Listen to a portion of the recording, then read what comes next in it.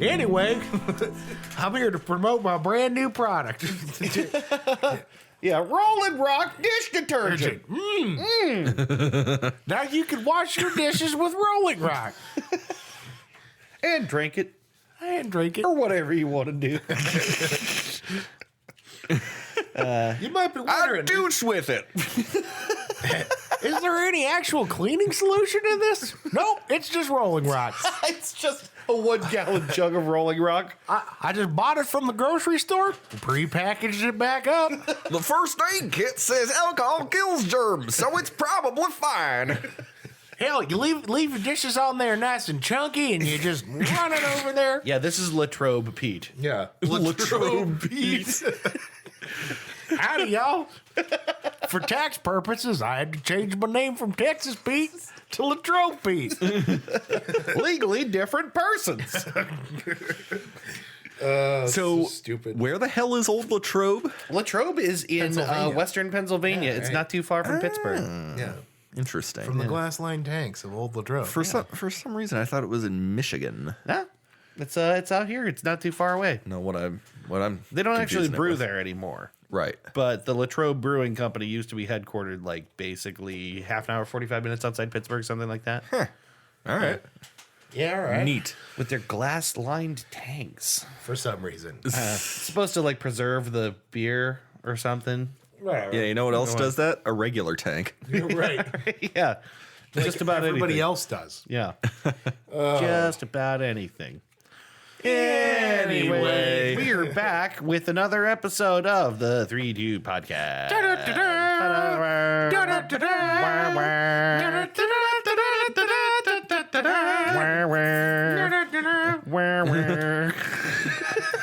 You like that's an original composition, everyone. Yeah. Yeah, we totally came up with that. That was- just now. Yeah. that should be the Trues and not Trues and Foos, the Would You Rather theme. Yeah. I want my game to have a theme. And it's just us ripping off The Price is Right. Oh, yeah, that would be good. Yeah. Price is Right. What's that? I've never heard of that. Never heard of it. You can't say I did. Every one of our games could have a different theme song, but we just be us ripping off different. Yeah, right. It's time to play Wheel of Something. Anyway. So yeah, we're back. Third episode of the season. Yes. You knew that. Why am I telling you that? You know You that. guys know that. They're listening. You had to look at it before you pushed the button. So I'm just telling you something you already know. right. Who? You guys, you guys doing good? How's everybody doing? Everybody fine? Yeah. Yeah, you know? Yeah. It's Been a couple weeks since we've been Yeah. down here. I kind of, when we don't do the podcast, I actually do miss the podcast. Yeah, I do too. A lot. You know, I mean, we did it every single week for season 1, right? That was kind of an aggressive schedule to keep, Yeah. but I kind of miss it. Agreed. And we have a good problem to have now, which is we have too much shit to do. Yes. Yeah, but this is the steam blowing off part of the week. So. right. That's true. Which we get once every 2 weeks. Right. Yeah. Do you see what I'm saying though? Yeah, Like it's right. Yeah, the weeks we don't do the podcast, about I just all like that- punch a brick wall. that the week's worth of excess steam I have to take out on my wife now. Sorry. Oh my god. I have to get online and yell at people on Twitter. Right. Yeah, I mean, and I already do that enough anyway. Now I got to throw some racial shit in there to really turn it Because it up. really trips my trigger, you know what I mean? Yeah, it's got to get the hate just ramping up a little bit. Right. Fuck it, it's the 21st century. What are they going to do? Trump 2020. Fucking argue with your coworkers on Twitter. Yeah. Lose all your friends. I'm glad I got off Facebook, so it's less tempting for me to do that. Yeah. But it does just feel so good. Oh yeah, to just To pick annihilate a fight, somebody. it feels so good. Yeah. Yeah, it does. The feeling of being correct and therefore righteous is a very good feeling. It is. Yeah. It's super immature, but like let's be real, it feels pretty good. feels good. Yeah, well, it's like why we do everything. It's why we have team sports. It's why we have politics. It's why we have anything else. There's winners and losers in everything. Right. Anyway, Unless you're a liberal. in which case you're just always losing. Because the party is stupid. Fucking dumb. We're going to talk about this. I know. We're going to talk about this because it's why we're fucked. Tell me about it. I've been holding this in for... We're going to talk about this. Have you, though? I have not been holding it in. You've No. been bubbling over the edges, but you've basically held it The in. problem is I'm actually losing my mind. I'm actually getting Fucking angry. Very, very angry. Yeah. Because it's already starting again. It's Yeah. this... They had the at the time that we're recording this, the Iowa caucus was last night. Iowa caucus. The Iowa khakis. The Iowa caucus was last night, and mysteriously, how mysterious it is that the app that they were using to count votes, Yeah. the telephone app, Yeah. that they were trusting people to know how to use to count votes, Yeah. failed. Huh. How about that? Yeah. Yeah. So It's actually worse than that. So when the app failed, people did things like take screenshots of the data on their phone to then take to someone to count. Yeah. And they were turned away. Yeah. Without explanation. Sorry, we can't have you here. You got to go. So when they brought them results in person, that wasn't good enough either. No. And the phone numbers that people defaulted to got jammed up. And one guy said he was on hold for 90 minutes. And then someone picked the phone up and fucking hung it up again. awesome. Yeah. It was also it was originally reported that it was a hack, and what I think really happened was that the app just didn't work with all the traffic of all those Sure. people voting. Yeah. Absolutely. But here's the problem: is people like me are going to inevitably look at the fact that Pete Buttigieg, who at the time that we're recording this podcast is leading, Yep. has financial backing, has ties to the app that is being run there. Like the consulting company that built the app or whatever. Correct, and he's leading right now Yeah. as we're recording this. According to this, by that same 1.8% I was talking about earlier. And boy, that just seems a little funny, doesn't it? That's 62% of precincts reporting. Correct. I understand that, but Yeah. I mean, did anybody give a fuck about Pete Buttigieg before this? He didn't have anything suggesting that he should be at the top of the pack right now. No. That's what I'm saying. Like, no, which really didn't. not that the news knows what the fuck is going on. Yeah. But I'm just pissed because it's to the point now where they're already openly talking about screwing progressive candidates. Yeah. Because the people who write the checks to the Democratic Party don't want progressive candidates in because they, don't want those people to have as much money. It's not a nice way to put that. Right. So it's already starting, and all this fuckery happens, and then something like this goes, and it makes people like me, who I'm rational enough to know that it's probably just they fucked up. Yeah.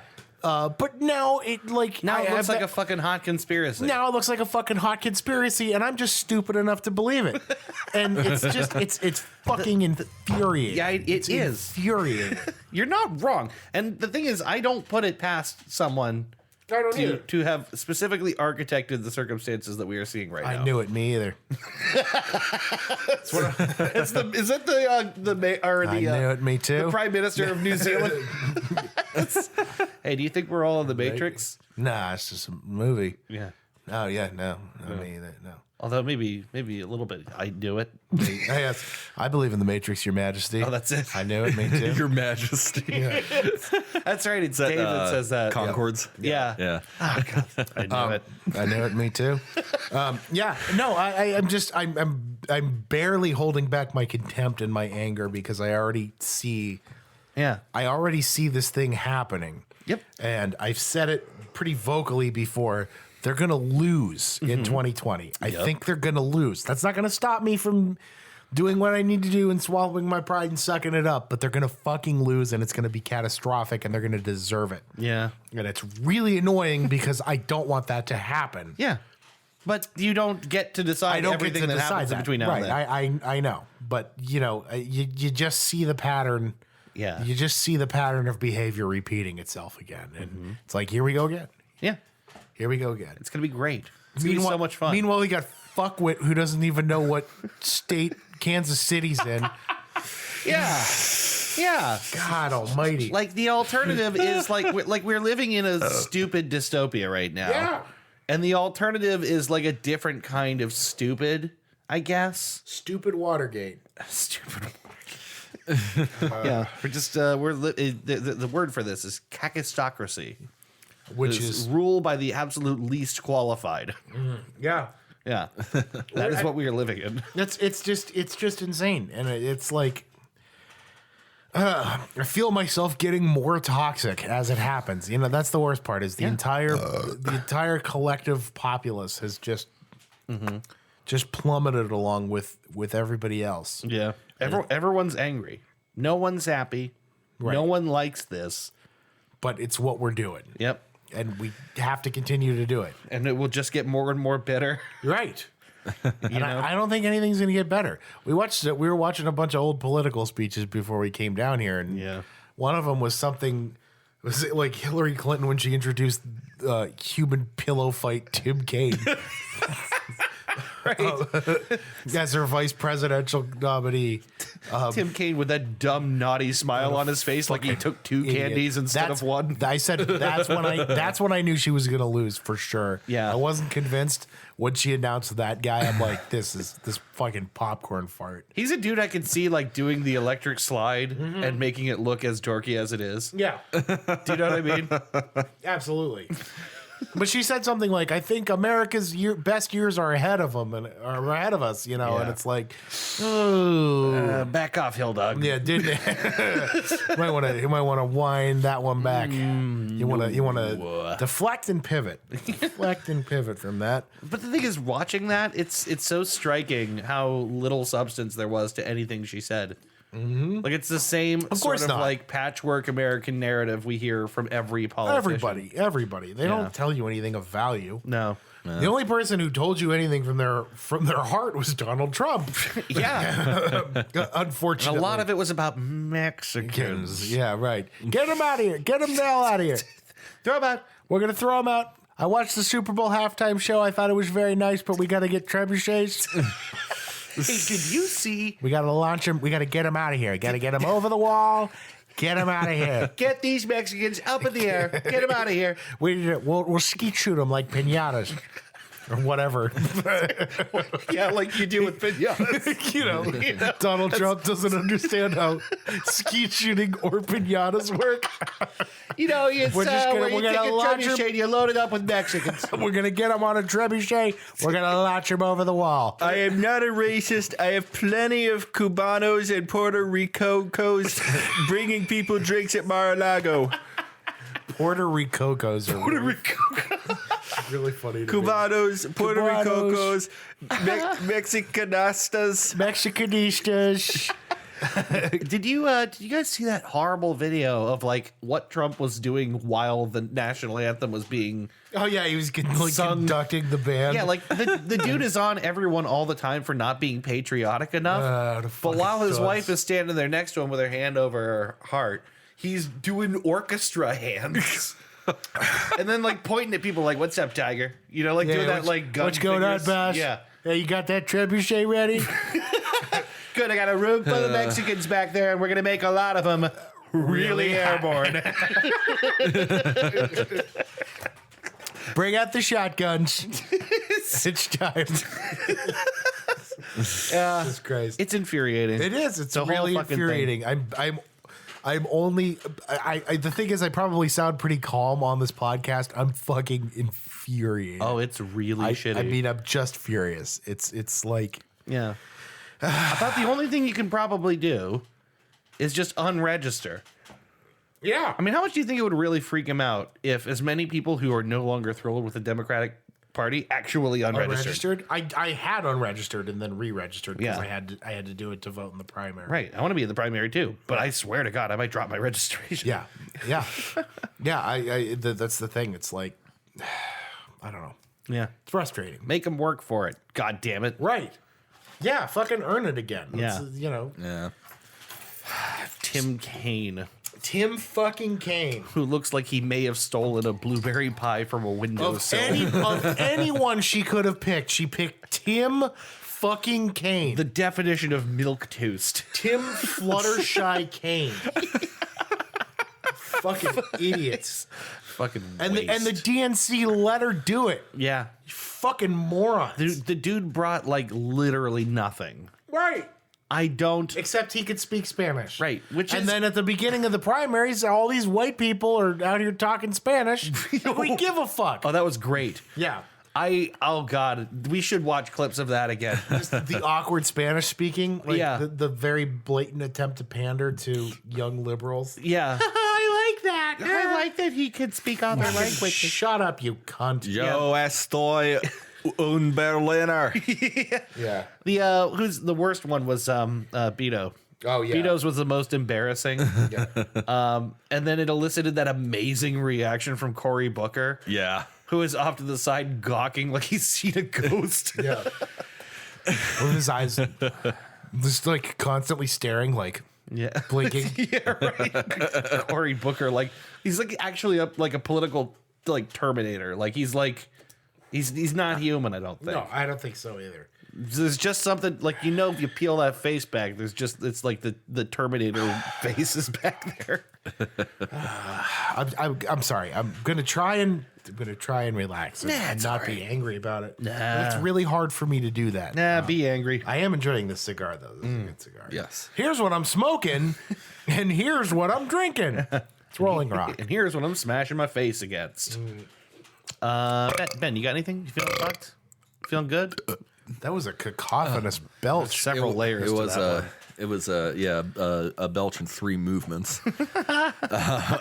3 distinct movements. Distinct movements. No, I'm feeling pretty good today in particular. Today was just a good day all around. just another day. For working, for driving. Yeah. You know, I found that Tribe album and Yeah, I've dude. been jamming out to that. That was the first full length LP. I was listening to I went up to Miss Tina's to check on Aubrey, and then on the way back down to my place and back over to here, I was listening to Liquid Swords. Yeah, that's a good one. Just having a car with a functional sound system where I can play whatever I want Yeah, dude. is the best. that having that new vehicle is gonna change your life completely. Yeah. Yeah, I don't think I've talked about it on the show yet, but You haven't. the You other haven't. a week and a half ago, I got a 2017 Equinox to replace my 2004 Pontiac Vibe. I can't believe which that thing made it as long as it did. That thing, God, how much did it have? It had to have had a little over 120,000 miles. Wow. It was, yeah, there were all sorts of things wrong with it. I can't even count them on my hands. There were so many. Mm-hmm. And somehow I still got money for a trade. So Oh, really? Yeah, they'll Yeah. give you. yeah, because it's like the So parts at least and the everything. scrap are- value. Yes. They throw you like 1,500 or something like that. I forget how much it was, It's not but usually that much. it but was halfway decent though. yeah. Just the weight in metal of that is. Well, who knows? I haven't paid attention to where that value Yeah, has been. but yeah, I got a decent trade value. I got a really good rate from the bank. Good. oh, really? Yeah, it's like 6%. Yeah, good. That's pretty good. Yeah, and That's why I said, like, always keep that in mind. They can haggle everything. right. They can always haggle everything. Yeah, and you know, again, our dealer was a friend of Aubrey's family and related to some people I work with. Yeah. So we kind of like know her, and so she did everything in her power to get a good rate for me, and Yeah. it's affordable. It's Nice. it's Yeah, very and you said you don't really have credit, right? Like, it's, no, but this will build credit. Yeah. Oh, yes, it will. Aubrey has fantastic credit. Oh, really? Yeah. I'll explain why off mic, but Okay. but she's committing fraud. She's hacked the Experian database. so there's this thing called a Ponzi scheme. Big scheme, you might have heard of it. It's pretty popular. It's pretty popular. It's called a Ponzi This scheme. Ponzi great example of American entrepreneurship. The Ponzi scheme, in which you wear a leather jacket and walk around going, "Ay."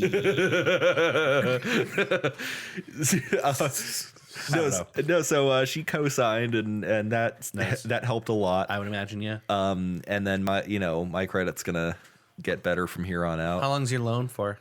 47 years. No, it's 72 months. 72. So 6 years. Okay, yeah. Yeah. That's about typical. Anywhere between 4 and 6 is typical, I think. Yeah. We wanted to get the longest spot, so my monthly payments would be as low as. And then they if could you be. have extra to pay on it, you can do that. Oh yeah. Right. Yeah. Yep. That's exactly what I'm gonna do. It's a good system. Yeah. So so I love being able to fucking listen to my music in my car again and, Yeah. and not have to rely on the fucking radio and hear Sweet Home Alabama 5 times a week. Please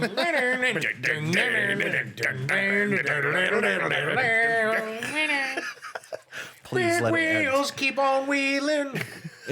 Wheel me home to see my wheels. Wheels, wheels, wheels.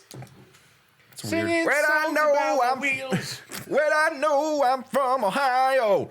Ohio, but the South will rise again. Sweet home in Toledo. Blue Lives Matter sticker on my window. Oh my God. Yeah, no thanks. No Yeah, thanks. I hope I never hear that song again. I hate Sweet Home Alabama. It's just even from a technical standpoint, it sucks. It's 3 fucking chords over and over again. Yeah. In the same pattern. Yeah, you could do that well. That song doesn't. It's just infuriating. And then it's just the anthem of every fucking horse girl, piece of shit, Blue Lives Matter, Horse girl? lifted Horse pickup. girl. Yeah, I know horse girls. horse yeah. girls. You just girls with horses? Oh, I know. You Girls don't know who are about like obsessed with horses. You don't know about that thing? No. Oh, what really? are you See, I talking knew. about? I went to school with a couple of them. Yeah, that's a thing, dude. Just the girls horse girl. I don't know what you're talking about. Are you serious? Yeah. Oh, bro. Like, just girls with horses. Girls like obsessed with like horses and raising horses. That's a thing, dude. Yeah. I guess so. It's their No, it's definitely a thing. it's kind of their in into like the country sort of Yeah. Oh, okay. thing. You're you're like lukewarm on this. That's a real thing. Okay. That's a no, real I believe, thing. I believe you. It's just interesting to think of that as like a whole lot of girls that's obsessed a with horses. subsect of people in high school. Yeah. Horse girls. Sweet Home Alabama. get it. But yeah, Sweet Home Alabama is just it's the anthem of every fucking white trash lifted pickup, Blue Lives Matter, fucking Every guy that parked right over the middle line of a parking space in his big fucking truck. yeah, every middle aged father of 2 who gets fucking triggered by Greta Thunberg. Who feels the need to defend his beliefs against a 13-year-old Swede. That's so funny. Well, incidentally, that song was written in response to Neil Young's Southern Man, which is like a famous verse there, which was a song that was like basically like wagging the finger at the governor who, tried to prevent black people from entering school. Do you know what I mean? Yeah, right. So it's kind of like a Neil weird, Young's pro-integration, Propaganda. propaganda, right? liberal, fucking Yeah, liberal, normal person, Neil Young. Normal person. That's so it's like it's like well, we like Alabama. It's like, okay, but the song is about like the governor not Yeah. I don't know. They were like Yeah. they wrote that whole song like against Southern Man, which is objectively a better song. I'm gonna go out on a limb here. It's a better song. It absolutely is. Like 99% of songs are better than Sweet Home Alabama. Again, it's the same 3 fucking chords, measure after measure. Which you could do if you're the Ramones, Yeah, right. but Steven Yeah. Van Zandt is not the Ramones. Steven Van Zandt. Or Ronnie Van Zandt, excuse me. I was like, hold on a Steven minute. Van Zandt. Am I getting schooled? No, Stevie Van Wonder. Steven Van Zandt's the guitar player from Bruce Springsteen. Right. Yeah. No, Ronnie Van Zandt. And Silvio from yeah, right. Silvio, right? Silvio Dante from The Sopranos. Yeah. All right. I'll tell you why I'm fucked. I cannot get enough meat. I have a problem. So the other night I was looking because do you guys remember years ago I bought like these big giant bags of meat sticks? I do. Yeah. Yes. It was delicious. Yes, It was I do. great. It was great. They had like meat sticks. They were for, really like, spicy, weren't they? they're pretty spicy. Yeah. And they were from a website that I can't track down, and I'm pretty sure doesn't exist anymore. And there's not even evidence of them in my email account. Like, I don't know what happened. It's as if they were erased from history. like I'm having like a Mandela effect thing about this company. Weird. But anyway, yeah, I'm fucked because I really, really want to acquire large amounts of meat. You have a sausage maker. That's you, true. You could make those meat sticks. You I could. don't know. The thing is, you gotta like dehydrate them, and you gotta maybe Yeah, smoke which is them and stuff. really and easy. probably is pretty easy. No, Maybe I should just do that. it's really easy. You just turn your oven on like 190 and just leave them in there for a few hours. Dude, Yeah. if Mark Zuckerberg can smoke meats, you can smoke meats. That's true. He smokes meats. That guy smokes. that guy's just smoking these meats. smoking meats. The meat tastes doubly better if you killed the animal yourself. What a fucking alien thing to say. Fuck you, Mark Zuckerberg. Shut up. Just stop talking.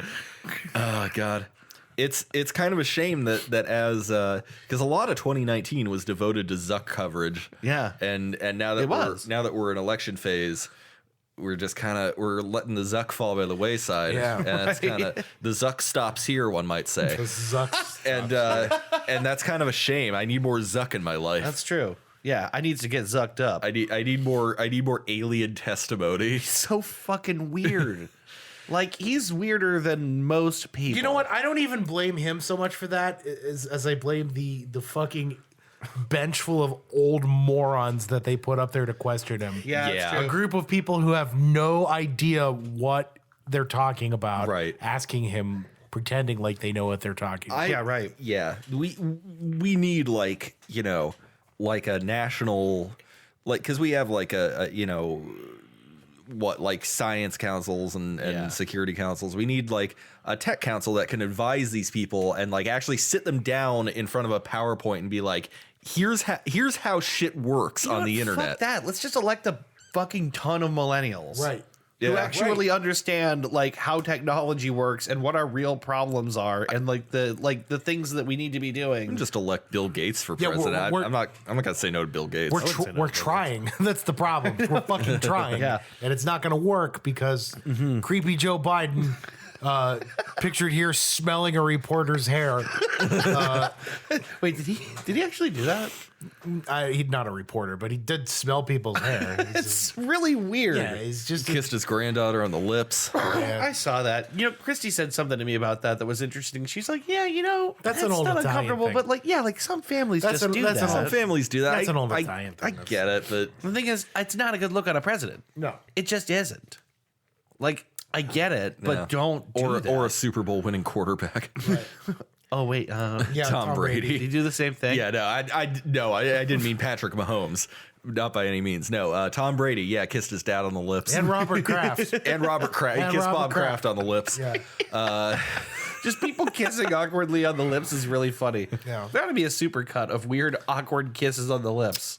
I bet there is. Ted Cruz's daughter can't. Oh my God, yeah, she like physically resists. Yeah, like Ted Cruz's daughter doesn't poor want girl. to stand next to him. Yeah. You probably, and like, not because she doesn't love her dad, probably because she was like, She's a teenager and she doesn't. well, she was a little girl, I think, right? Yeah, but also he's like a cockroach in a suit. Like, Yeah, right. Well, like, okay, you got this little girl who's been on the road with her dad campaigning for Yeah. days and days, and is Right. probably cranky and tired and sick of all this bullshit. and they Yeah. get outside the bus. It's time to stop finally, and she wants to go get some gummy bears and not have to look at her dad anymore. And now it's a photo opportunity. Yeah, right. I would fucking pull away from him too. yeah, like, hey, you know what? We could do this anytime, but right now I have to piss and I want snacks. Right.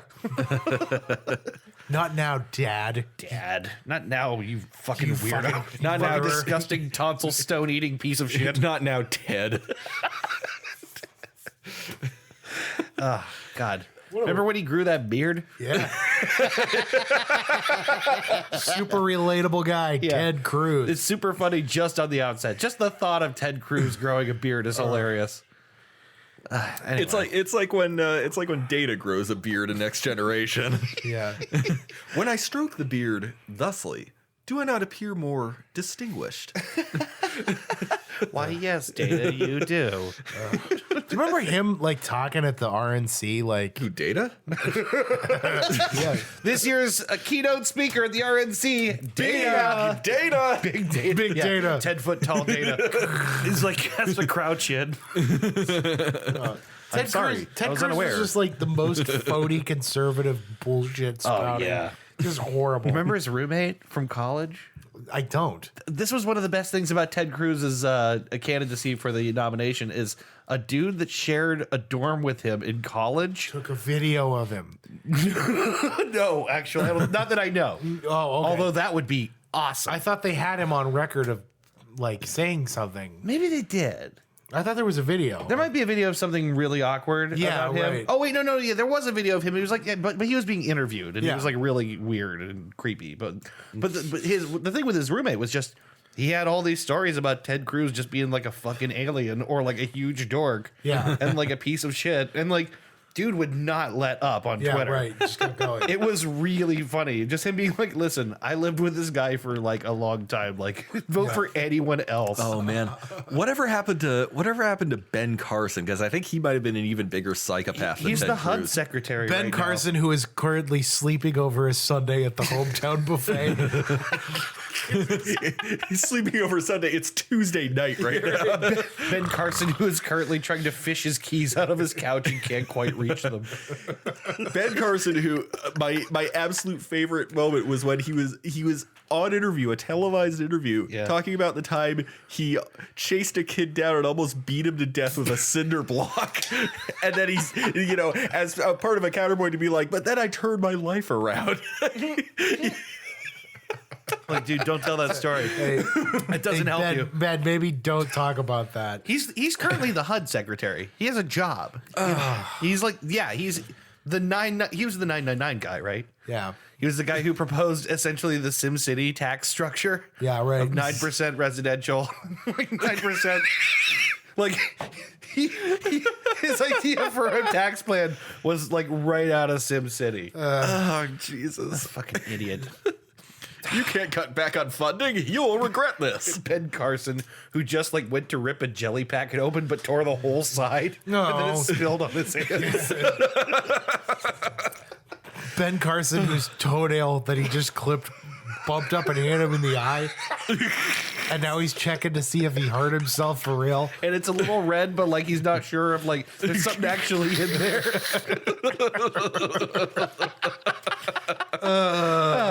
Ben Carson. What a fucking dunce. He really is. What a the dunce. The dude's a literal brain surgeon. I know. He's a dunce. He's a fucking idiot. The dumbest fucking He's a- brain surgeon I've ever What a seen. dumb motherfucking idiot. The thing is, okay, so like my family, like a lot of my family was in the medical field, and not Yeah. like doctors, but like, Sure. they worked around doctors. My dad was a medic. My mom worked at the hospital. Yeah. I grew up with a lot of those, knowing like a lot of those people. A lot of them are fucking stupid. They're not as smart as you Brain think they are. surgeons? Yeah, they're not, just doctors in general. A lot of them are Yeah. fucking stupid. Lots of They're people are dumb very good at idiots. one thing, and they're just not that They're bright just- overall. Exactly. Yeah. Yeah.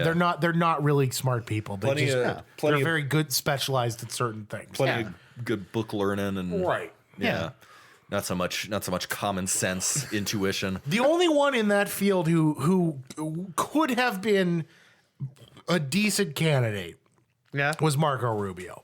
He was the only one, and I don't even like Marco Rubio, Yeah. but he was the only one who, of those guys, except maybe even Chris Christie. I'd throw Chris Christie in there. I wouldn't have felt unsafe with those two at the Oh, I helm. see what you mean. Like- No, I wouldn't have felt unsafe with Chris Christie in office, but just having him in office would make my skin crawl. Yeah. I know. It would absolutely make my skin crawl. He's such a disgusting and deplorable person. Remember Chris Christie in the real tight baseball uniform? Yep. Yeah. I'm going to the bathroom. Anyway. Yeah, why don't we take a break here? This has been a pretty solid open. We will come back in a minute with Would You Rather, and then the main topic for the episode. Smoking and drinking, Smoking everybody. and We're drinking. smoking and we're drinking. We will smoke. And you're going to find out what it is that we are smoking and drinking on the Dude Cast. Are they? No, we're good. Sorry. Jesus. Sorry, I didn't mean to freak you out there. I accidentally I wasn't worried that I caught the box on fire. I was just more worried that I like put my cigar out. You just fucking terrified me, and you didn't even have to try. I'm sorry. I thought I put my cigar out. I didn't want to. Would have been horrible. Wow. All right, let's take a break. We'll be back in a minute. Smoking and drinking. Everybody smoking and drinking. That's what we're going to talk about when we come back, is what we're smoking and what we're drinking. Yeah, right. That famous game everyone's playing. Okay. Smoking all and right. drinking. Yeah, okay. Smoking Yeah, and drinking, right, okay, everybody. yeah. Yeah. Yeah. Smoking, Yeah, all right, yeah. drinking. Yeah. Dolphin, Lundgren. Lundgren. Welcome to the Three Dude Podcast. Hey. Yeah. You can find us at 3dudecast.com. If you're wondering whether that's spelled with the numeral 3 or the word 3, the answer is yes. We're so proud of ourselves. We're so clever. We're such clever boys. Wow. We've switched hosting to Podbean. You can still find us on iTunes and Google Play. So give us a like. Yeah, give us a like, give us a listen, give us a review somewhere. Give us a sandwich. Give us a high five. Give us sponsorships. Please give us a hug. Give us that money. Morty. Ooh, nice. Excuse me.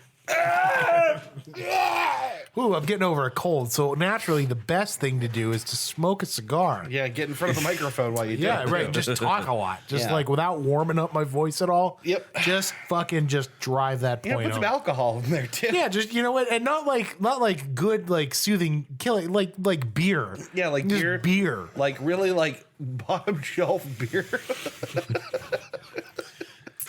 Well, that is how you wash the dishes. Howdy, y'all. It's me, Latrobe Pete. Latrobe Pete. You thought I was gone, but I'm not. I'm here to tell you. Tried new Latrobe Pete's antiseptic wash. It's just beer. Legal in 37 states. Yeehaw. So stupid. Latrobe Pete. It's fucking stupid. Stupid. Everything we do is stupid. Why does anybody listen to this shit? So dumb. Everything we do is dumb and stupid and dumb. Yeah, I think that's right. Are you both writing down that everything we do is dumb and stupid and dumb? Shit. Dave beat me to it. Yeah, it's, all right. it's true. We're dumb. We're fucking stupid. There's fine. nothing funny on this show. No. Anyway, let's move on, shall we? Yeah, you guys. Dave, Would you like to play? smoking and drinking. Ba-da-ba-da.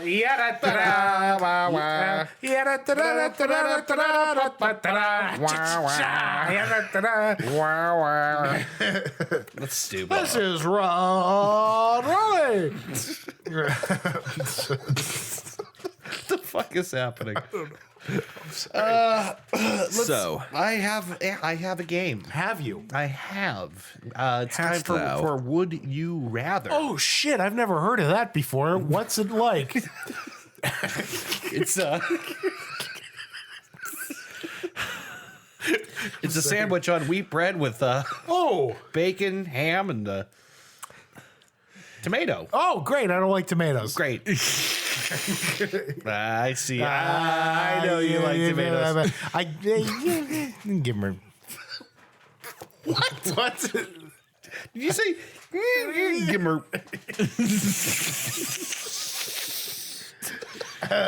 What's going on with the game? All right. So yes, funny.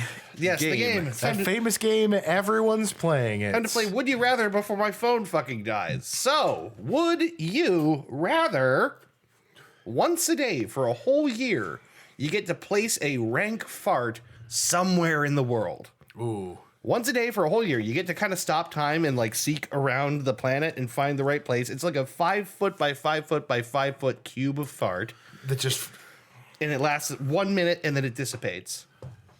That's it. okay. Every day, though, for a whole year.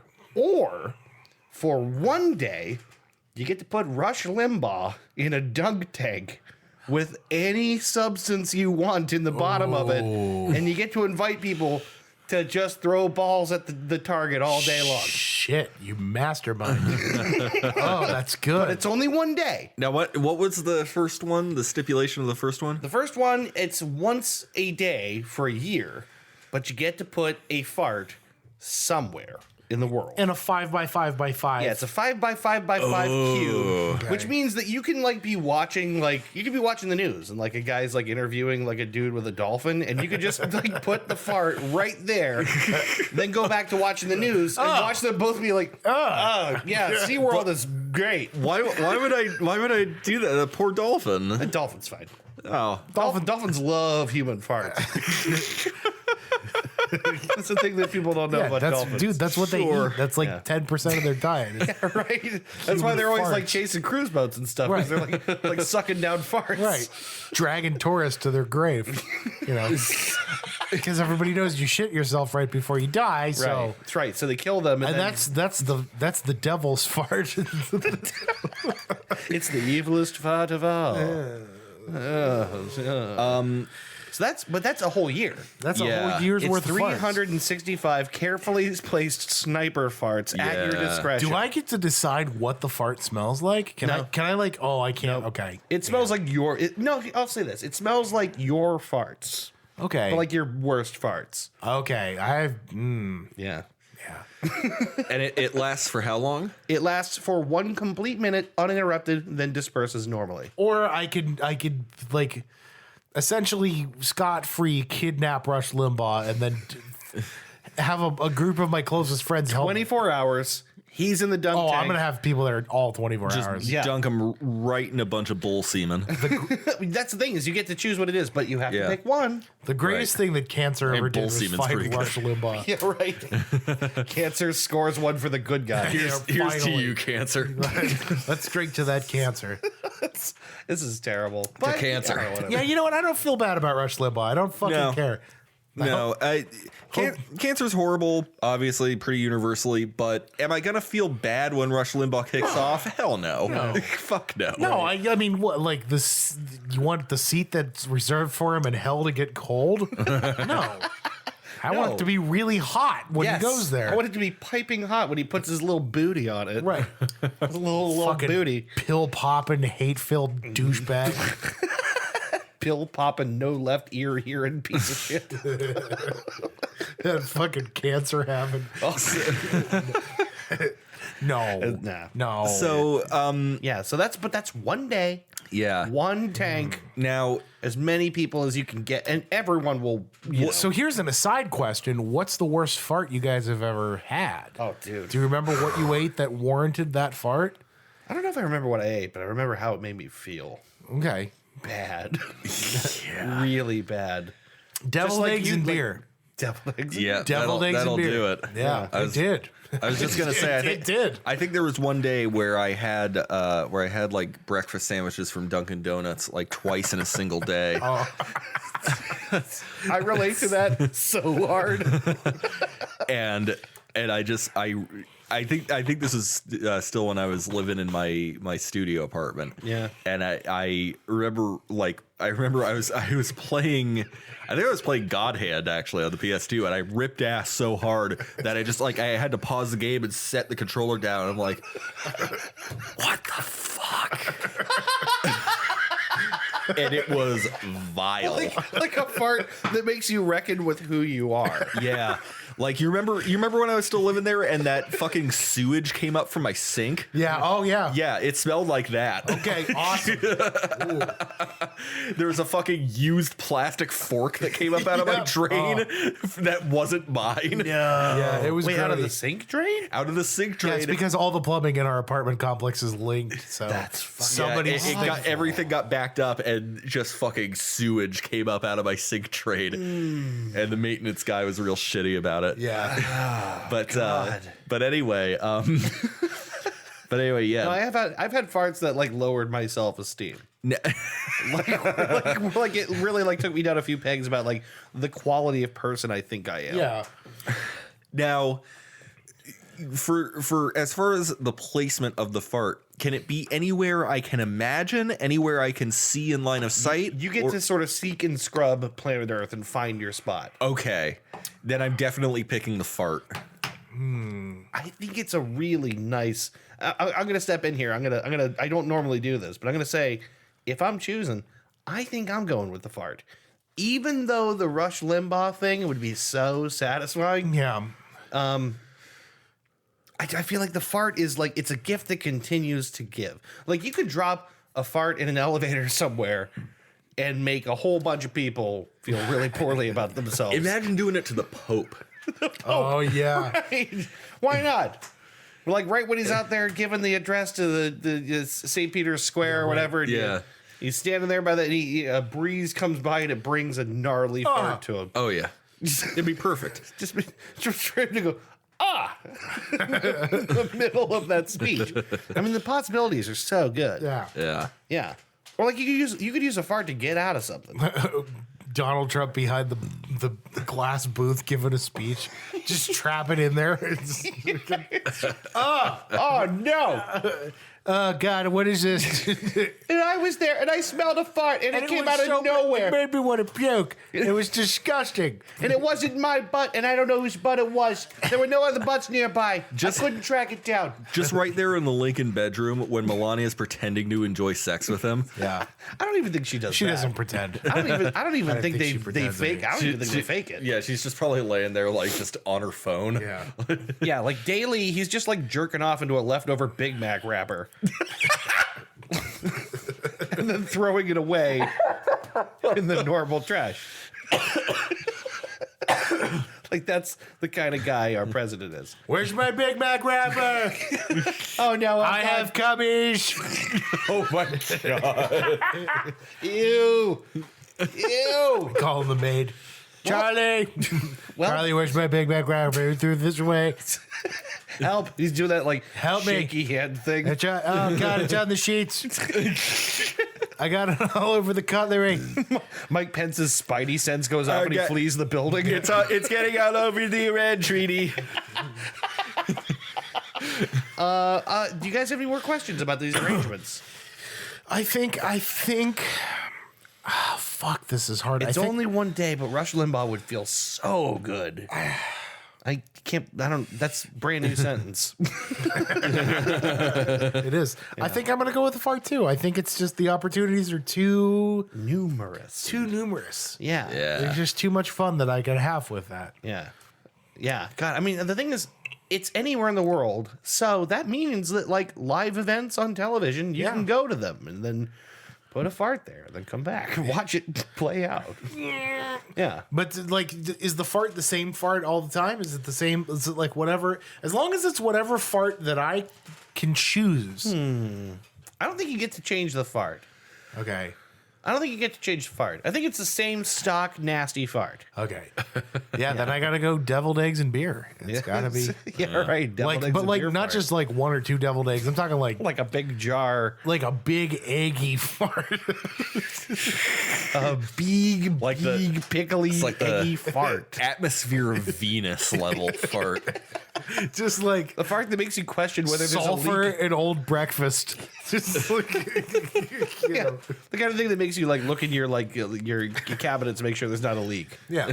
Yeah. A fart that by the strictest terms violates the Geneva Conventions. Yeah, right. Something that if you were to put it into a jar, you could get arrested. Yeah, could be used. It could get you tried for a war crime. Oh, it's funny. Yeah, I'm going with the fart too. Yeah, I think so. Yeah. So that it'll just lacerate your lungs. It's it's a chemical burn. Yeah. Bonus point. Do you get to hear the fart on where, like, if you're watching it on TV? Can you, Ooh, hadn't thought about that. That's Yeah. a good question. I'm gonna go. Half the fun of the fart is the sound it I makes. kind of want to say yes. You know what? Against my better judgment, I'm gonna say yes. yeah, then absolutely fart. Yeah. Absolutely fart. It sounds like a big old honking. Actually, no. That's the part you can decide what it sounds like. Oh, I can decide what it sounds Yeah, like? you get to decide whether it's like a big old honking thing or like a little like a burp. You know, totally up to you. Anyway, did we all vote fart?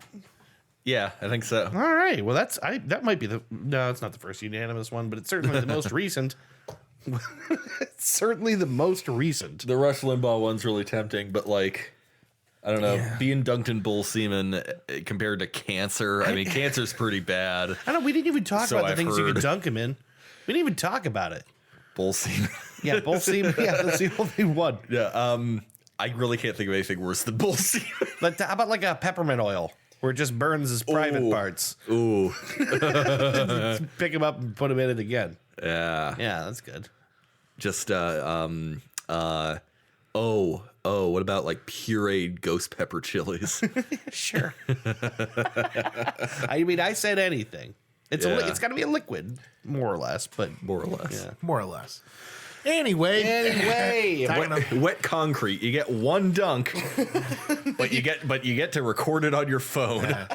I think I'd rather watch cancer slowly eat his lifeless frame away. That's so terrible. I hope it's That's so it's lung terrible. cancer, right? Like, because he was like, it's advanced lung cancer. oh, that's good. Jesus Christ.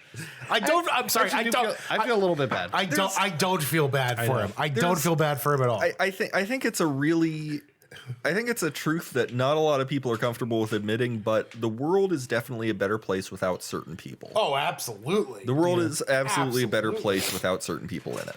And Rush It will be Limbaugh better is one without of those him. people. Yeah, it'll be a better place without him. yeah. Absolutely.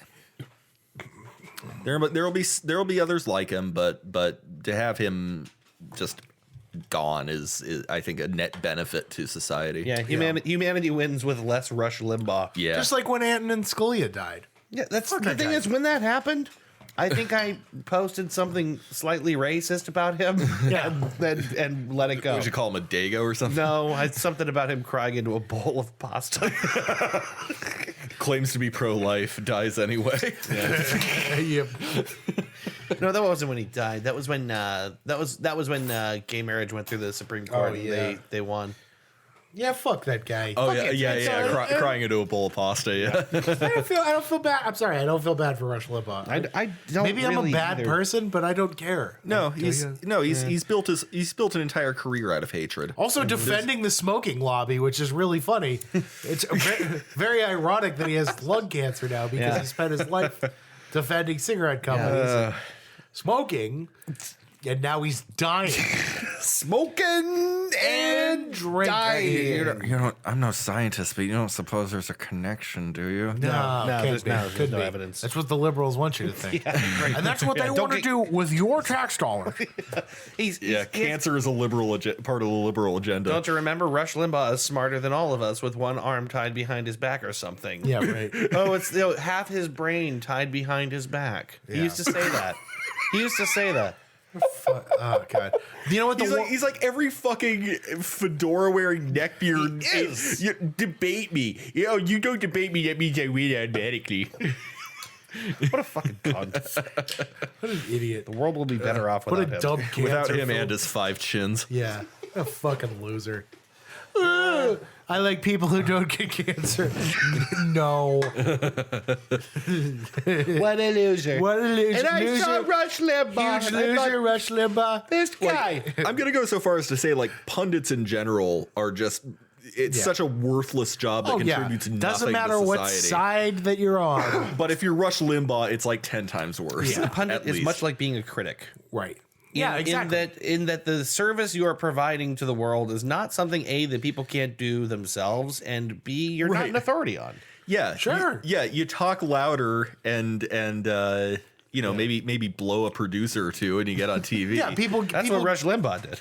Pundits are so worthless. People gave them a megaphone and let them. It doesn't matter. And again, like They're taking our oxygen right now. let's not I mean, discriminate. Rush 'cause Limbaugh maybe a little less because of, the lung cancer. There are liberal pundits who are just as annoying. Oh, they are. Yeah, they're like, So I haven't- I'm not denying that. It's just pundits in general. Yeah. I haven't- is such a worthless profession. I guess it's also sort of bleeds into journalism, right? But I haven't read the Huffington Post since election day 2016. I know, but I would argue there's a difference between journalism and punditry. yeah, it's that some line. overlap. It's getting blurrier That as line time is goes getting on. more and more obscured. But Yeah, It's like journalism in quotes is what I'm talking about. You're- pundits are essentially people that are paid to go on TV and shout their opinions very loudly at people that disagree with them. I just don't know what news source to follow anymore because I like the true neutral news source, and there isn't one. AP, right? You could do AP, you could do yeah. all right with NPR, and actually, I do think the New York Times, while being The New largely York Times liberal, is close. They also back up their Yeah, NPR. Failing New York Times. failing New York Times. Doesn't Reuters have a good track record of neutrality, or am I imagining that? I don't know. I have to look that up. Yeah, Or is it Reuters? Reuters. Reuters. Yeah, okay. that's Reuters. I don't know. I have found Bavarian names. most of the time when I'm reading NPR, I'm getting, primarily news, as opposed to news with a whole lot of opinion interjected. Yeah. The New York Times is guilty of that. All of their news pieces are still news and commentary pieces. The American public is stupid, and they like sensationalism and loud things. Yeah. Ask, I don't. I want to know. Yeah. I like boring, quiet But like, things. ask the person, ask the average American what they think of NPR or C-SPAN, and they'll be like, oh, where's all the graphics? I actually like C-SPAN. I'm the only fucking weirdo who likes watching C-SPAN. Oh, my mom used to watch C-SPAN Yeah. all the time. It's super important. That's just the most boring fucking thing ever, and nobody wants to pay attention it's to a it. but- meeting. Yeah. C-SPAN It's a meeting you didn't After have Dark. to go to. Right. C-SPAN after C-SPAN dark. After Dark. That was in the Onion book, wasn't it? I believe so. Yeah, I was Like gonna say, senators I ripping know their shirts off. Yeah, I know I plagiarized that from somewhere. Yeah, C-SPAN After Hours or C-SPAN C-SPAN. Too hot for TV. Yeah. C-SPAN Gone Wild. That's great. Why don't we move on to our topic? You guys Do wanna we this have thing? to? We don't. No, okay. We can Well, just good. stop now. So anyway, we'll see you next week with smoking, And dying. No. that's Rush Limbaugh's new show. Smoking and dying. stop. I don't have to stop. You don't have to. I don't have to stop. It's gonna happen. I'm gonna tiptoe all over his grave. Yeah. Heat a toilet, heat a toy. I'll do like a one of those nights where I dance around and howl at the moon. Yeah, right. One of those normal nights that you have. a Remember couple when times a Bill year. O'Reilly got fired and that was enough Oh, of a reason yeah. for us to party? Yeah, that's right. Yeah. Yeah. That was awesome. We had Irish That was a train fun wrecks. night. That's right. That was a fun night. Took an Irish car bomb and renamed it an Irish train wreck in honor of Honor of Bill O'Reilly. Yeah. that stupid piece of shit. Yeah, and you haven't heard Irish that fucking train wreck thing from him namesake since. Bill O'Reilly.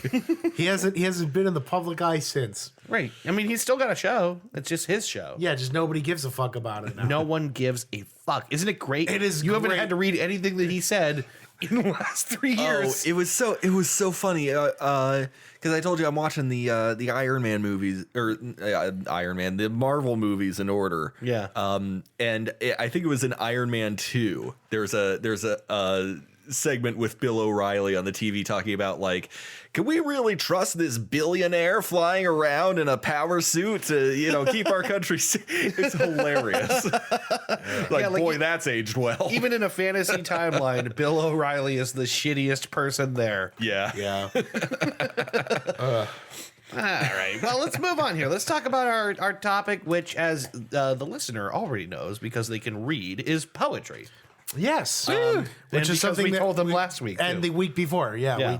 I teased it for. Yeah.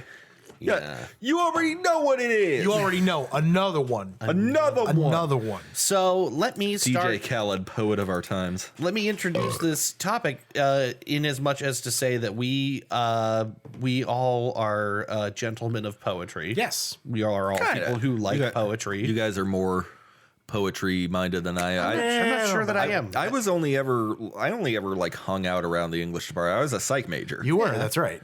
But you know, like you. Yeah, but were- you partied with the English department. Which I did was party with the English department. good enough because we had better parties.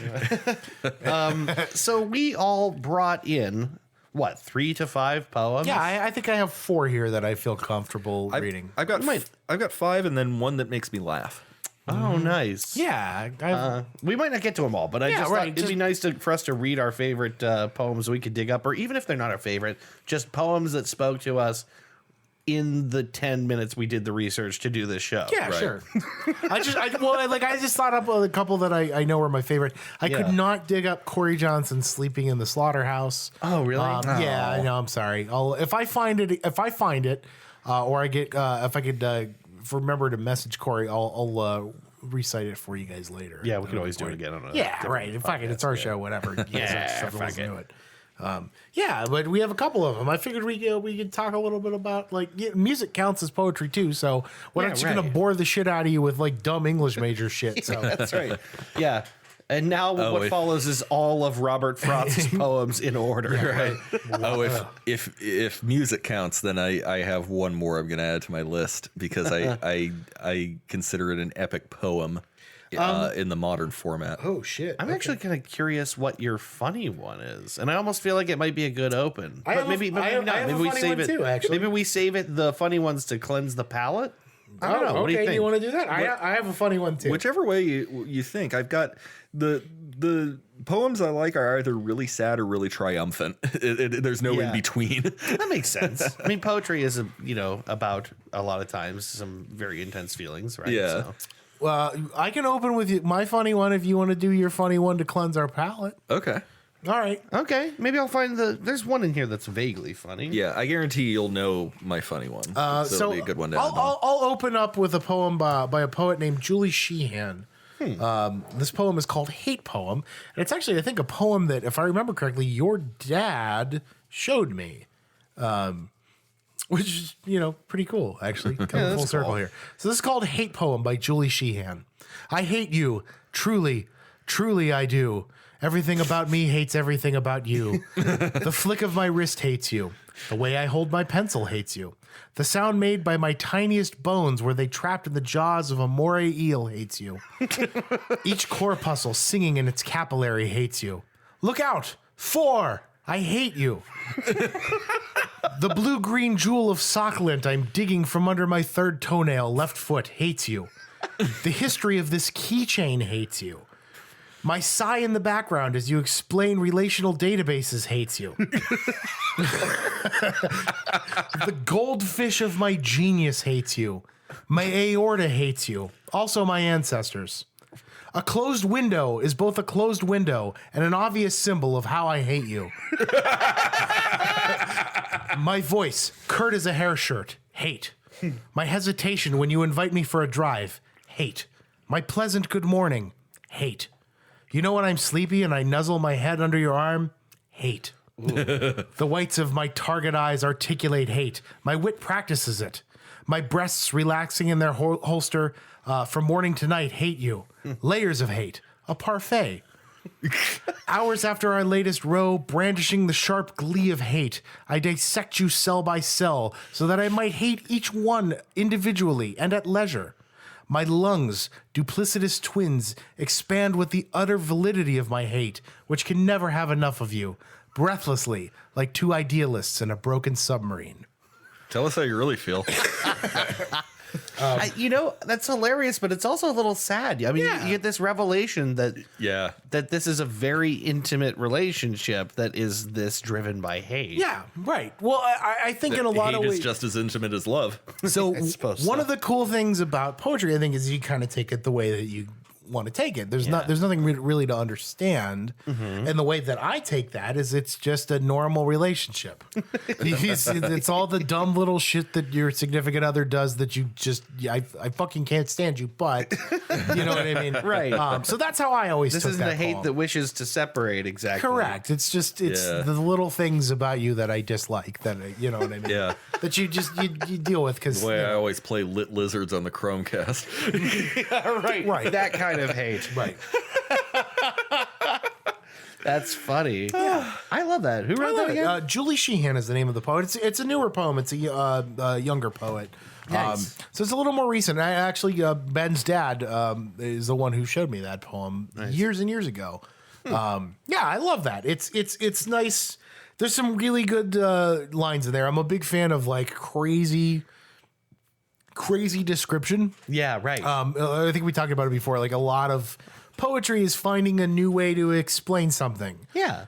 It's playfulness with language that results in things you never could have thought of. Right. I think my favorite line in that is a closed window is both a closed window and an obvious symbol of how I hate you. Obvious symbol. See, that for me is the Yeah, word. right. It's an obvious an symbol. obvious symbol. Clearly, you must know by it how much I hate you. There's so many good little, doodads in there. I love know. that. It's really cute, right? It's Yeah. just a fun little, jaunty one. So we'll open up with that before we get into the fucking Yeah, right. Something a little bit lighthearted here, huh? the miserable, sad train of what we're about to do here. You know what? I'll read one here if you don't mind. It's not don't. exactly quite as funny. That's okay. But it is an interesting and kind of lighthearted poem. I don't know that I fully understand it, but I don't care. Doesn't matter. You don't necessarily have to. That's Yeah, what's great about art. I'm pretty sure that this poem was presented to me by Just has to make you feel something. Dr. Greenway. This, okay. This might be one that he pointed in my direction. I can't really remember where I first saw it. It is called Refrigerator 1957. Okay. Does this ring a bell? No. By a guy named Thomas Lux. All right. More like a vault. You pull the handle out, and on the shelves, not a lot. And what there is, a boiled potato in a bag, a chicken carcass under foil, looking dispirited, drained, mugged. This is not a place to go in hope or hunger, but just to the right of the middle door shelf, on fire, a lit from within red, heart red, sexual red, wet neon red, shining red in their liquid, exotic, aloof, slumming in such company, a jar of maraschino cherries. 3/4 full, fiery globes like strippers at a church social. Maraschino cherries, maraschino, the only foreign word I knew. Not once did I see these cherries employed. Not in a drink, not on top of a glob of ice cream, or just pop one in your mouth. Not once. The same jar there through an entire childhood of dull dinners, bald meat, pocked peas, and, see above, boiled potatoes. Maybe they came over from the old country, family heirlooms, or were status symbols bought with a piece of the first paycheck from a sweatshop, which beat the pig farm in Bohemia, handed down from my grandparents to my parents to be someday mine, then my child's. They were beautiful. And if I never ate one, it was because I knew it might be missed, or because I knew it would not be replaced, and because you do not eat that which rips your heart with joy. I like that. Yeah. I like poems that start very obscure and silly and then get to the point. You know what I mean? By the time you hit the end of it, you get to the point. You know what I mean? You know what I think my favorite part about that? Well, there's a lot of things I like Yeah. about that poem. One of the things I love about it is I feel like everyone has that jar of Yeah, cherries. sure, right, absolutely. Like My dad sure does. The maraschino cherries that sit there and you almost never take one. And at some point you won't take one, but you Right. can't throw them away. 'Cause there's something about Right. them that just belongs in your fucking fridge. Maybe I'll make a Manhattan one day. I don't know. Maybe you will. Maybe someday you'll make an ice cream cone and you'll go, I want to put a fucking cherry on That's top. right. But you won't. Yeah. You won't do it. And they've been there forever and you can't bring yourself to get rid of them. I mean, I kind of think that that's something I relate to. I like that. Yeah, not bad, right? Yeah. Was it Thomas Lux? Thomas Lux, Refrigerator, 1957. Yeah, that's just a great that's a great vivid painting of home. Yeah. Just in all the things you love about home. Yeah. And for some reason it does I get the comparison of like strippers at church or whatever. Yeah, like, right. like these maraschino cherries that are way too delightful to be in this glum fridge. Right. Anyway, I like that one a lot. And it's fun to read too. It's a lot. Yeah. It's fun Yeah. to read that That's one. another fun part about poetry, I think, is the ability to like recite it or read it. And, Yeah. And how everybody has kind of a different interpretation of that. Like the if you read the way that people structure it, they kind of give you some guidance as Yeah. to how you're supposed to read it. It helps you kind of pace yourself through the poem. Yeah. But, everybody kind of has their own cadence that they like to go through, so. You know, it's like anything else. It's meant to be riffed. Yeah, right. It's meant to be owned by its audience and interpreted in their own way, I think. Yeah, I like that. I like how that starts, obscure and then gets to the point very quickly. Yeah. You know what I mean? Yeah, I love the idea of cherries as an heirloom that are handed down because no one can finish them. The only exotic word I know. Yeah, right. The only foreign word I knew. Yeah, maraschino. Maraschino. Ben, you got got one for this us? other funny one, huh? A funny one. Yeah. You know what? Let me do that. one. Another one. Before we get really weepy and sad. Oh, it's gonna get sad. Oh, It's gonna get sad real quick. Yeah. It's gonna get rough. It's gonna get rough. Yeah. We'll see how much of this. before we fucking break down like babies and cry. Yeah. Hopefully this is interesting to anybody else except us, but I'm really excited about The thing this is, topic. I hope it is, but I don't need it to be. Nah, I don't either. I'm actually really excited about this topic Yeah. because I get to read these. So Poetry used to be a really big part of my life. me too. Yeah. So this is an excerpt from a longer poem by famed poet Theodore Geisel, Oh, okay. who we may know better as Dr. Seuss. Oh, yeah. Yeah. I was gonna say I recognize that name, but why? I've always been a fan. I've always been a big fan of wordplay and just, I don't know, things that are fun to speak. Yeah, right. Yeah. Are really fun to me. That's why, I mean, it's, explains my predilection for puns, I suppose. Yeah, that's true. But also anything with alliteration or things that bounce around. Sure. Very well then, Mr. Knox, sir. Let's have a little talk about Tweedlebeetles. What do you know about Tweedlebeetles? Well, when Tweedlebeetles fight, it's called a Tweedlebeetle battle. And when they battle in a puddle, it's a Tweedlebeetle puddle battle. And when Tweedlebeetles battle with paddles in a puddle, they call it a Tweedlebeetle puddle paddle battle. Mr. Fox, And Mr. Fox, sir. And when beetles battle beetles in a puddle paddle battle, and the beetle battle puddle is a puddle in a bottle, they call this a Tweedlebeetle bottle puddle paddle bottle muddle. No, read that again. They call this a Tweedlebeetle bottle puddle paddle battle muddle. And when beetles fight these battles in a bottle with their paddles, and the bottle's on a poodle and the poodle's eating noodles, right. They call this a muddle puddle tweedle poodle beetle noodle poddle paddle battle. Mr. Fox, sir. Now wait a minute, Mr. Socks Fox. Just something fun to start What is with. that called? That's from Fox and Socks. Fox and Socks. So, okay. Funny story about that book. I'm really glad that you brought that here. That was my favorite book when I was a kid. Really? My favorite book. Absolute favorite book.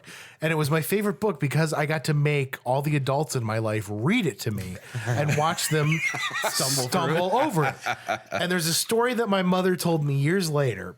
I was like taking a nap. I used to go over there when my mom and dad were at work, and then my mom would come and pick me up after she got out of work because my grandparents were both retired. So I would be at my grandparents' house. Yeah. And I remember she told me a story. I was in the other room, and she came home from work one day to pick me up, and my grandpa was sitting at his normal seat at the kitchen table with that book kind of like folded in his hands like this. Practicing? Like, what? And he's like, "Hey, sit down."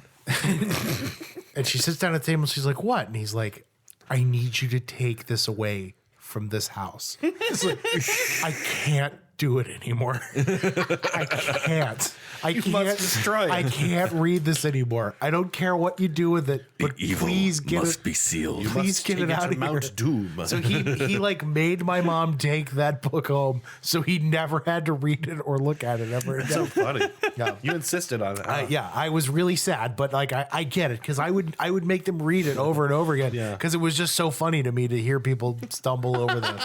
But I'm super glad you read Fox and Socks because I fucking was. I did not. You know, the thing is, I don't think I actually read it. I've heard that before, I feel like, but I don't think I actually read the book.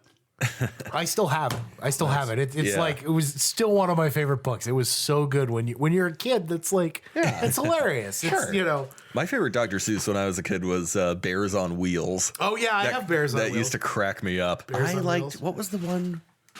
There's a Wocket in my There's pocket. a walking in my There's a pocket. walking in my pocket. In my Yeah. pocket. There's a pocket in my pocket. But the one I never forget was the Zare beneath the stair. I wish he wasn't there. Ooh. It was like a creepy monstery guy underneath the stairs. That was a really silly. I love Dr. Seuss. Yeah. Wow, So anyway, not bad. I'm trying to think about if there's if I have anything that naturally follows that, and I might have one that's a half decent follow up, which is a poem that's about the meaning of words. okay. And this is the one I was talking to you about. Dr. Carmen Leone, or was he I don't know if he had a doctorate. Carmen Leone. He was a professor at YSU. I assume he had a doctorate. that taught a creative nonfiction course that I was in, and this is another one of the. A bunch of these are poems that we published in the Jenny magazine. So this is one of his. Chris, do you remember Dr. Carmen Leone? I think he was a doctor. Yeah. He taught creative nonfiction. Yes. So he wrote this poem, which is called Vermilion. And we published this one in the Jenny. I remember this. I really like this one, and I don't know if I think it kind of naturally follows that one in some sense. So let me read this. Again, Vermilion by Carmen Leone. Vermilion.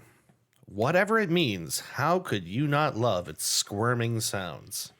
The only place I've seen it used in context is in a poem by Gerard Manley Hopkins, so I still don't know what it means.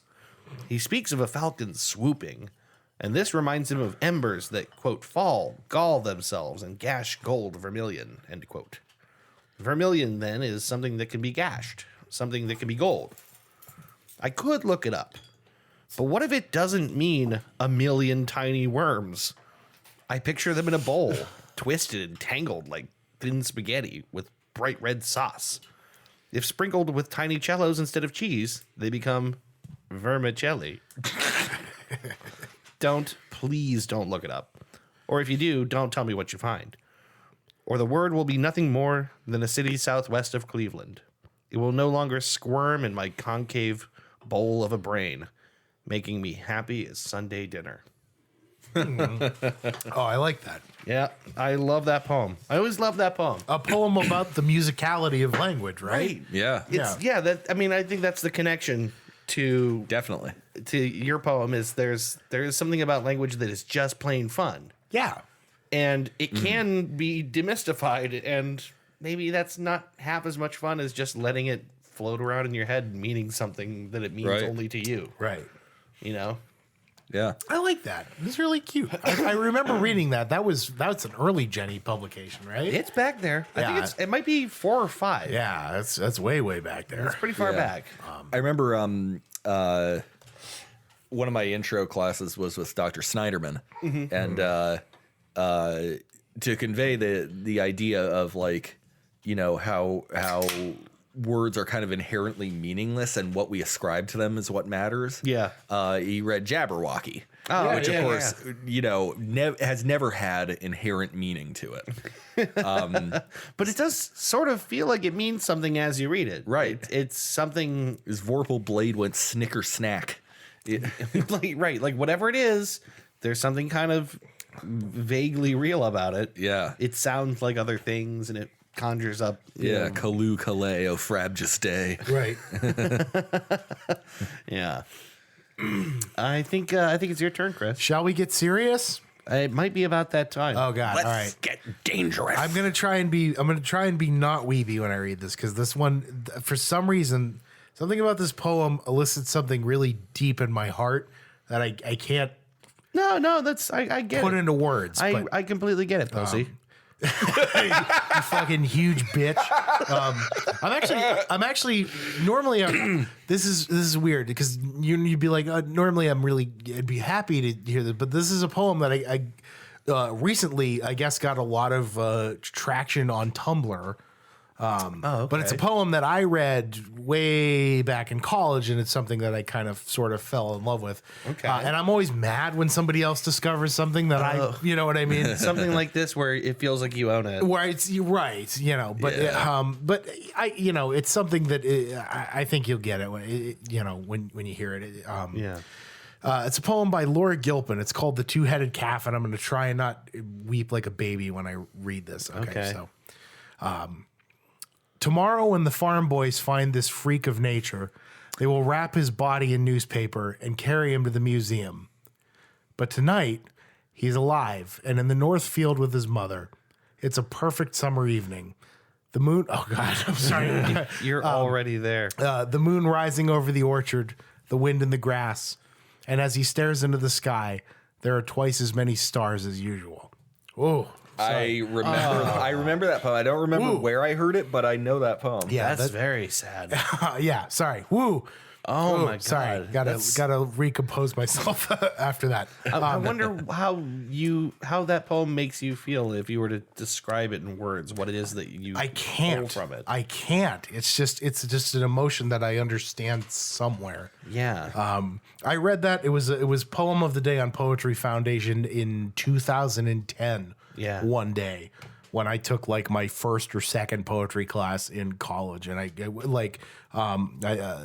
think Dr. Greenway actually was like, go check out Poetry Foundation, and if you want to, because there's tons of free poems that are just there online, and they always did a poem of the day, and that was one of them, and it just always.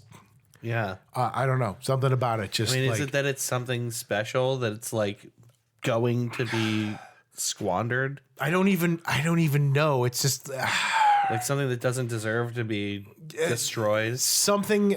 No, it's.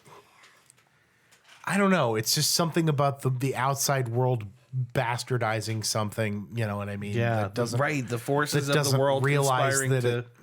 I don't know. It's not a feeling I can put into words. It's Yeah. just which I think is why I love it so much, is because it's something that I can't quite put my finger on, but I understand. Yeah. And it gets me every fucking time. The first time I read the poem, I was like, I think in a computer lab somewhere on Yeah. YSU's campus. Probably the and, like, basement of DeBartolo. Yeah. DeBartolo, yeah. Is that what I'm thinking of? I can't even remember. Or Cushwa somewhere. Yeah. I was trying not to cry in a room full of people the first time I read it. So it gets me like right between the eyes every time I read it. Yeah. And now I'm gonna put it away so I don't think about it anymore. Just gonna stuff that feeling way. Push that one away. Yeah. Sorry, I didn't mean to get like real No, weepy here. this is what this is for. But yeah, that just, I don't know. Something I can't even tell you. I can't even pinpoint what it is about it that just gets to me. It just does somewhere. Ooh, sorry. Wow. Sorry. Oh my god, yeah. Dang. The longer I ruminate on it, the idea that there are twice as many stars as usual. That's, It's really Ruminate. I see what you did there. what? Because that's what it's called when cows chew their cud. It's ruminating. Is that what that is? Yeah. I didn't realize that. Ben, you got one that's that follows that naturally in any way, or something that meets tonally with that? I think so. Okay. I think so. This is one that an excerpt of which was posted in my company's radio station for a while. Oh, okay. My boss Jimmy is a very avid poetry buff, and I don't keep up with modern poetry, unfortunately, and it's something I probably should do. yeah, I don't do as much as I should either. The other poems you're going to hear from me are classical and stuff that you guys certainly know. But this one stuck with me for some reason. It's called "Ode to the Yard Sale" by Gary Soto. Okay. A toaster, a plate of pennies, a plastic rose staring up to the sky. It's Saturday, and two friends, merchants of the salvageable heart, are throwing things onto the front lawn. A couch, a beanbag, a table to clip poodles on, drawers of potato mashers, spoons, knives that signaled to the moon for help. Rent is due.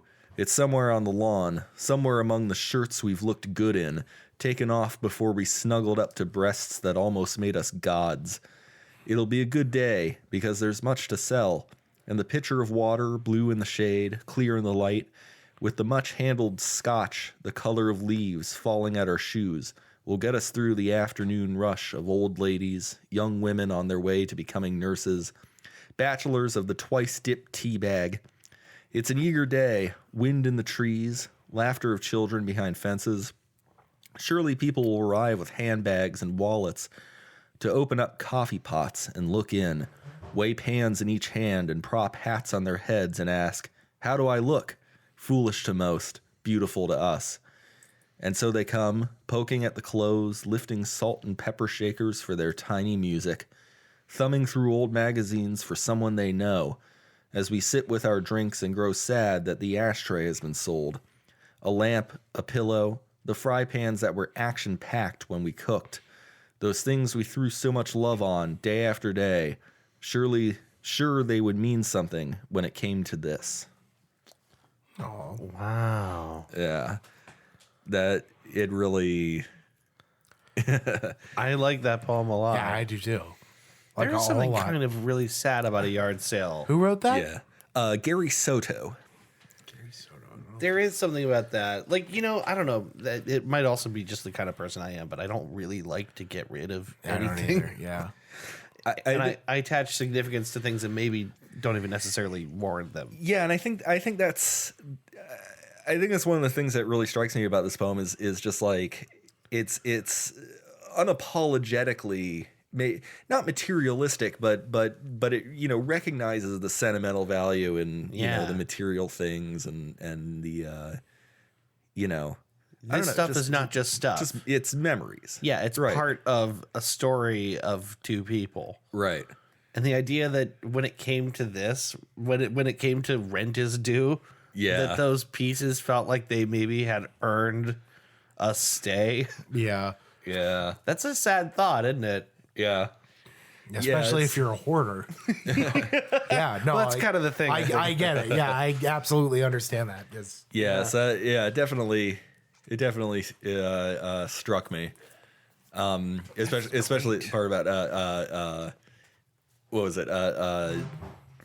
Nuzzling up to breasts that almost made us gods. Yeah. Yeah, that's a good line. Yeah. That's a good line.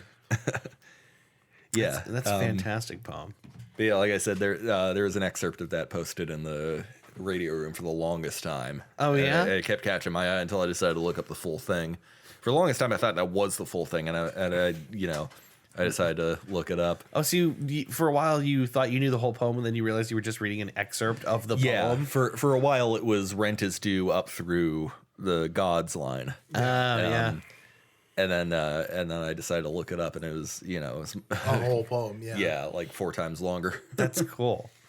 I like that one. It's a good one. Like I said, Jimmy's much more into poetry than I am. Yeah, that's a good selection. I like that one.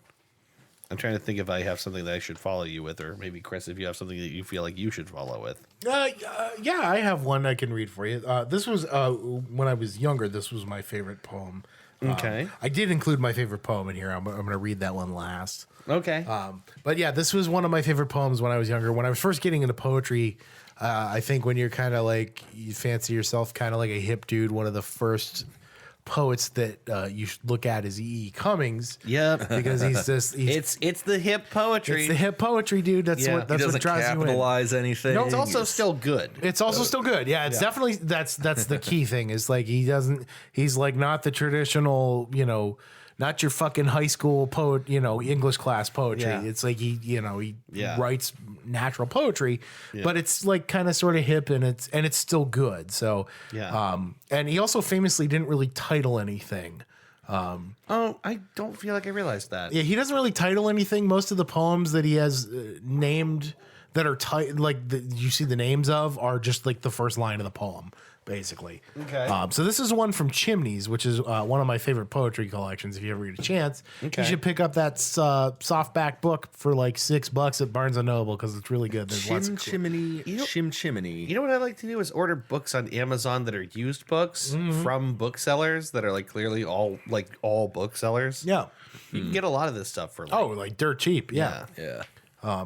So this one, Chim Chiru. I was like, shit. I cut him off right in the middle of. sorry. Yeah, you knew I was gonna finish it. Yeah. So this is from Chimneys. Morty. really set the tone, boys. This is what he had in mind. Oh God! 3 fat men burping in a basement is what E.E. Cummings had in mind. Sure.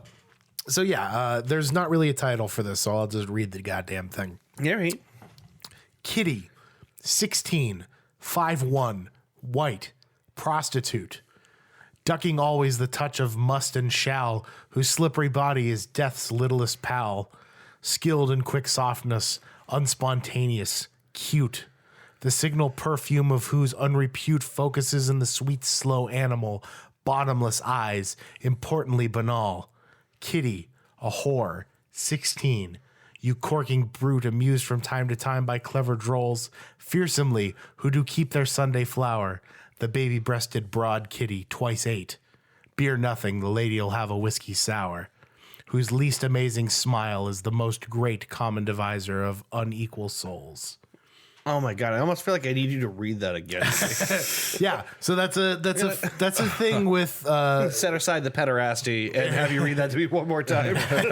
so that's the thing with Cummings poetry is it's a lot of run on kind of, you know what I mean, a lot of run on sentences, a lot of Just you know, details layered on each other to form this like kind of disjoint picture. you right. Yeah, it's trying to paint a portrait to you basically with these like quick snippets of what could have been sentences. You want me to read it again? Could you please? Sure. Thank you. Kitty, 16, 5'1", white, prostitute, ducking always the touch of must and shall, whose slippery body is death's littlest pal, skilled in quick softness, unspontaneous, cute, the signal perfume of whose unrepute focuses in the sweet, slow animal, bottomless eyes, importantly banal.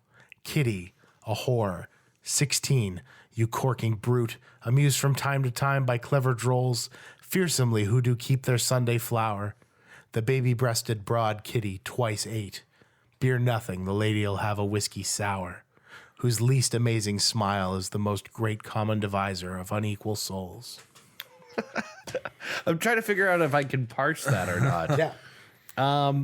It's I think reading him can be really difficult. Yeah, it's a tough read, which is why I think when you're first like getting into poetry, like that's what drew me to, you know what I mean? Yeah. Because it's not the shit that you read, you know, at every point interval of your life up to that. You know what I mean? right. Like it's not the textbook kind of shit. It's It's a little bit of a shock to the system in a few ways. yeah.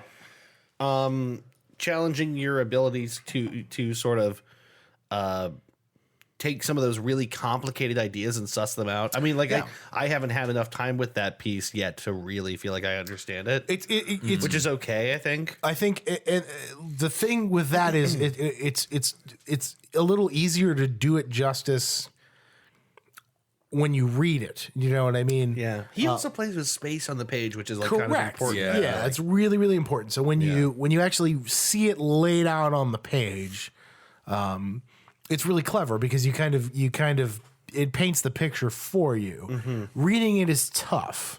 And that's on purpose, I think. I think that's done kind of deliberately to let you ruminate in your own vocalization of it in your head. Yeah. Well, if art is meant to evoke something, an incomplete picture can be better than a complete one. Correct. Right. Which is the idea behind a lot of his poetry. Yeah. I really enjoy that poem. It's very odd. It's very hard. It's a little uncomfortable. It's supposed to be. Or at least I think it's supposed to be. It's supposed It's to definitely supposed to be. Yeah. I don't think he's trying to put you in a good place mentally when you read it. I don't think that you're supposed to feel like super Beer comfortable nothing, the with. girl will have a whiskey sour. Right. Yeah, exactly. Right. It's interesting. That's what I mean. That's said as if she's being ordered for, right? Candy is dandy, but liquor is quicker. correct. Right. Like someone who's not just young, but someone who's experienced. Is that, you know what I mean? Yeah, Like weird. this kind of skeevy idea is kind of what he's going for. Yeah. there. Yeah. But something about the first time I read that poem, the first time I read Chimneys, just in general, which again is like my favorite. You can buy it as a little chapbook. Yeah. It's one of my favorite collections of poetry. It kind of sparks your creativity for writing when you're into poetry. That was one of the things that initially got me into it. What was that last line? Her least exciting smile is the biggest divisor of unequal minds. Souls. Which almost seems like her connoisseurs Yeah. can pick up her genuineness, which is even more disturbing Yes. in a way. Oh God. That's a line I wasn't understanding, and now that you say that, it's even weirder. Whose least amazing smile is the most great common divisor of unequal souls. Boy, I feel like I could chew on that for a week. and a half. That involves math, and I'm not. I'm a numerator man. I don't really understand. You just nailed a whole bunch of E.E. Cummings poetry right there. Kind of like which calls back to how he refers to her as twice 8 at one point. the baby-breasted broad kitty twice 8. Yeah, That really, honestly, that line is uncomfortable too. Yeah, that's a baby-breasted broad kitty twice 8. Yeah. Is to get, like that's Just more. to remind you, just to remind you. You're yeah, right. that- She's not that old. she's right. just 2 8-year-olds in a trench coat stacked on top of each Right. other. two Exactly. 8-year-old prostitutes in a trench coat. My God. Weird. No, I love that poem. It's not supposed to make you feel good. No, you know what? I'm really glad you read that one. It's not supposed one to to make you chew feel on. good. Yeah, it's one. In a lot of his poetry is like that. There's only one that I can think of that's more There's only one E. Cummings poem I can think of that's really like a traditional poem, and I think it's the one that everybody like goes to. It's like Maggie, Molly, and May, the one that rhymes really. That sounds a little familiar. It's really sing songy. Oh my god, I am very burpy. I apologize. Oh, that's all right. Yeah, I think you're right that he's the dude that like a lot of people flock to quite early when they're looking to like get into poetry, especially in college, which it's like, there's certain things that are part of like the rite of passage of starting to get into that universe. Right. It's like that, and then Ginsberg's Howl, or like You know what I mean? Yeah. I honestly never read it, but it's one of those. It's one of those. It's one of those things. It's a like short lister. the Kerouac on the road. Yeah, I fucking read On the Road. Yeah, the beat. It's the beat era shit that I think really kind of draws creative writers. When at least from when I came up. Well, it's also like I think at least some of it has to do with what the people that you implicitly trust, your educators, find important. Right. So it's what meant something to their generation, Right. And it's usually something a little bit prior to their own generation. It's, Right. it's something that something that was weighty to them, and now it's weighty to you because It was something that they trusted you with. You Yeah, know what right. I mean? My favorite book is still One Flew Over the Cuckoo's Nest. I've never read a Yeah. book that I just got more than that. It was just. I dig it. But yeah, it was like it's like that kind of thing. It's, Cummings, Ginsberg's Howl, that Goings. And the Yeah. goings. It's that beat era shit. Maggie, Millie, Molly, and May. That's the E. Cummings poem. That's the one you were thinking of?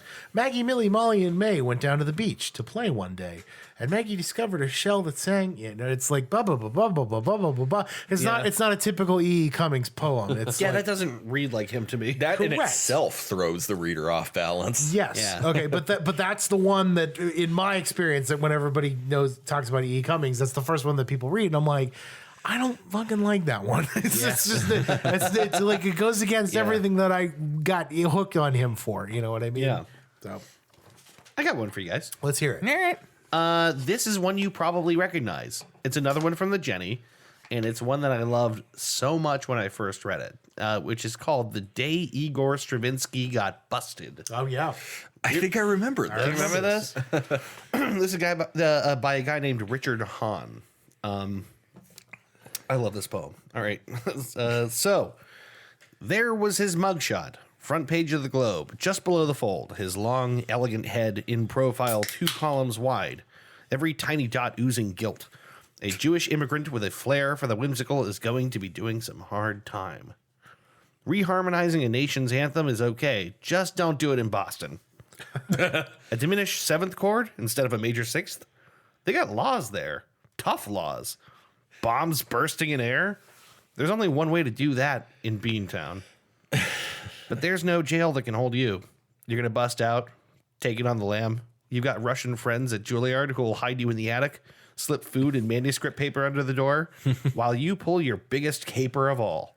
A minor key retrograde setting of Hail to the Chief.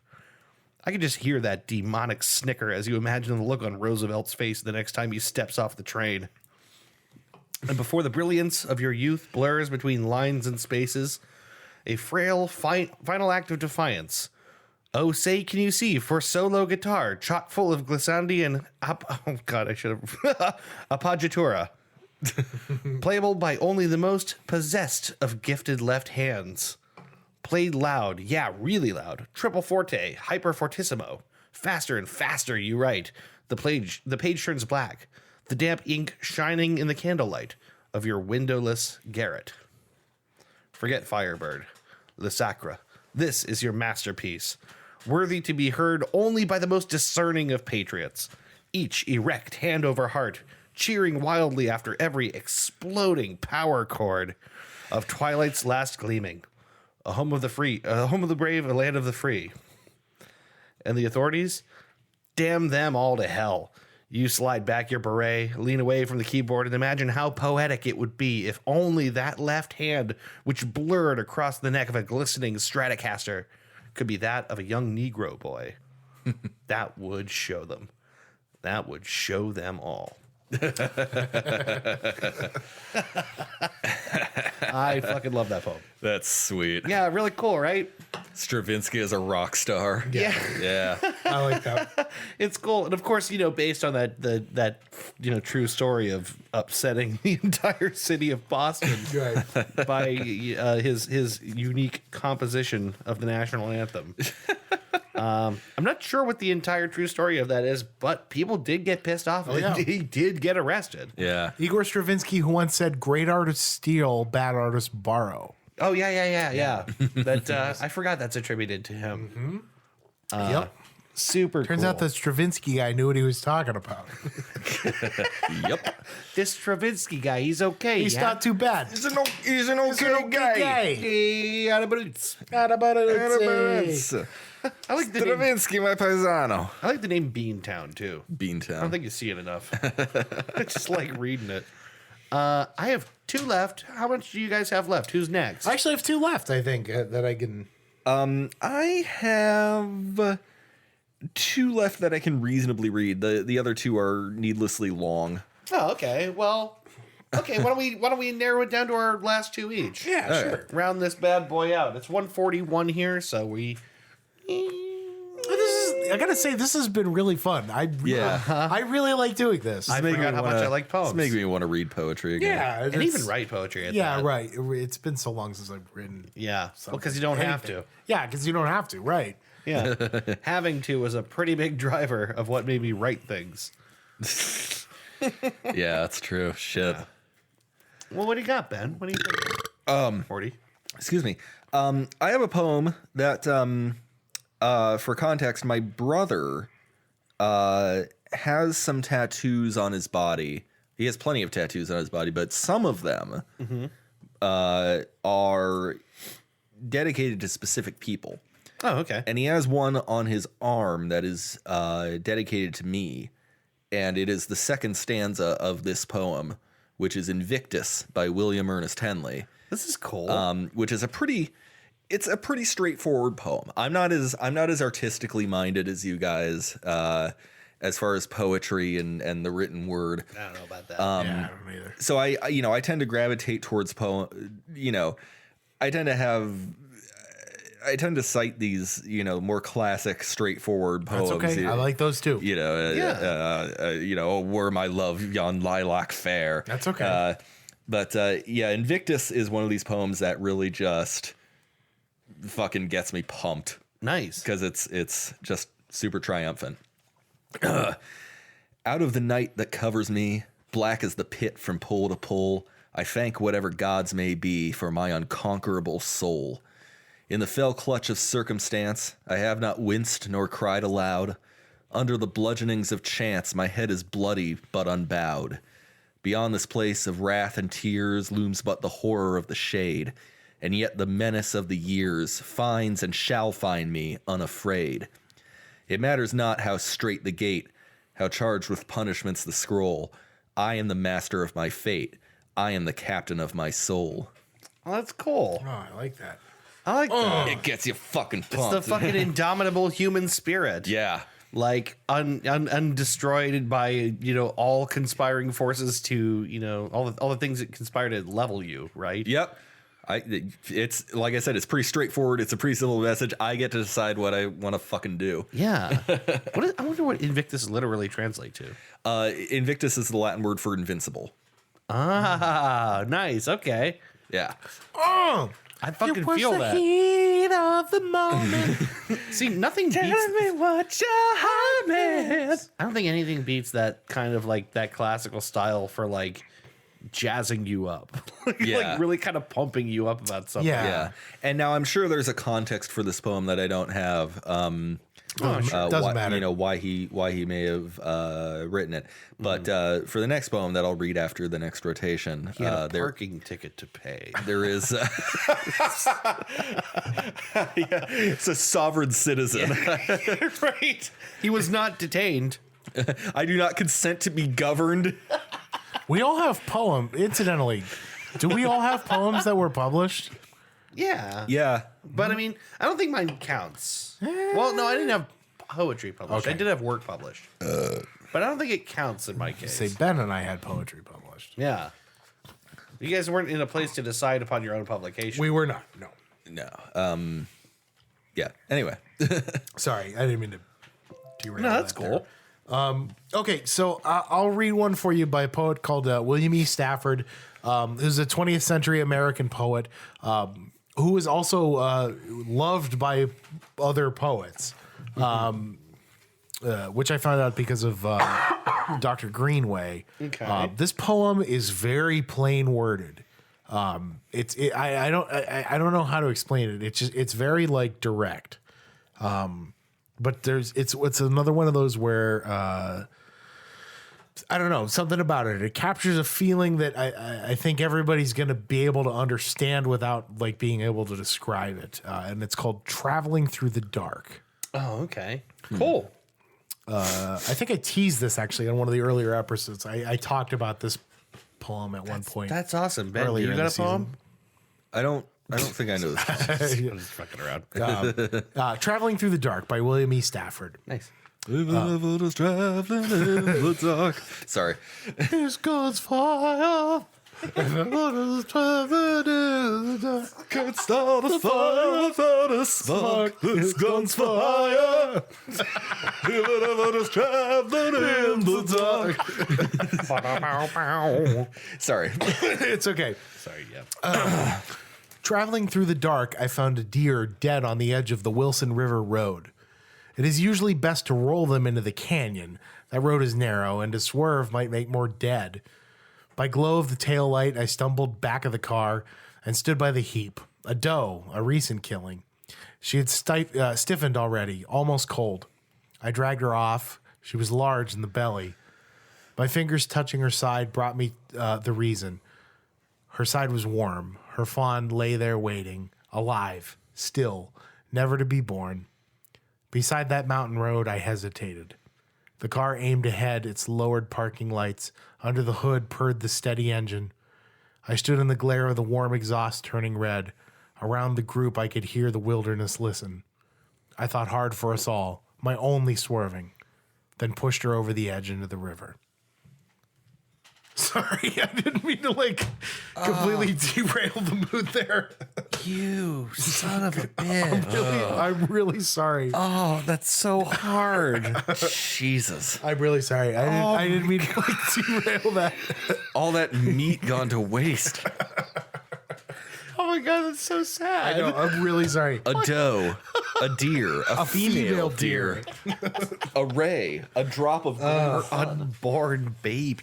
I'm sorry. Oh my god! But the thing is, I get it. It's fucked up. I get it. Like, Yeah. I will kill your infant son. You can see it, right? Yeah, I can see the whole thing. You can see the whole thing. I can see the calculation of like it does. I can't save.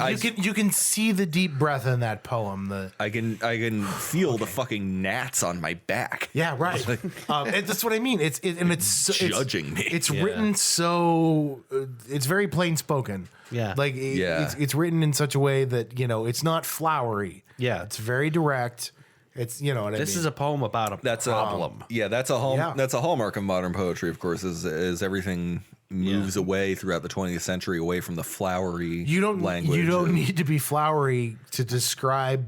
To nail your reader, first of all, Right. Yeah. Right. that really hurts. You can nail, Yeah, you can it nail does. plenty of your readers if you're a good enough poet. The thing I like about that They poem, love poetry. Dr. Greenway showed me that poem in class years and years and years ago, and it was a poem that I didn't like the first 30 times I read it, but I kept rereading it. Does that make sense? Yeah. I yeah, it didn't. does. I didn't like it. I didn't want to. I didn't. I'm not sure wanna that I it. like it, but Yeah, but I but you get it, but you understand I it. regard its power. Yeah. and I almost want to shy away from the power of that. That's why I felt it necessary to read it here because I don't want to like it.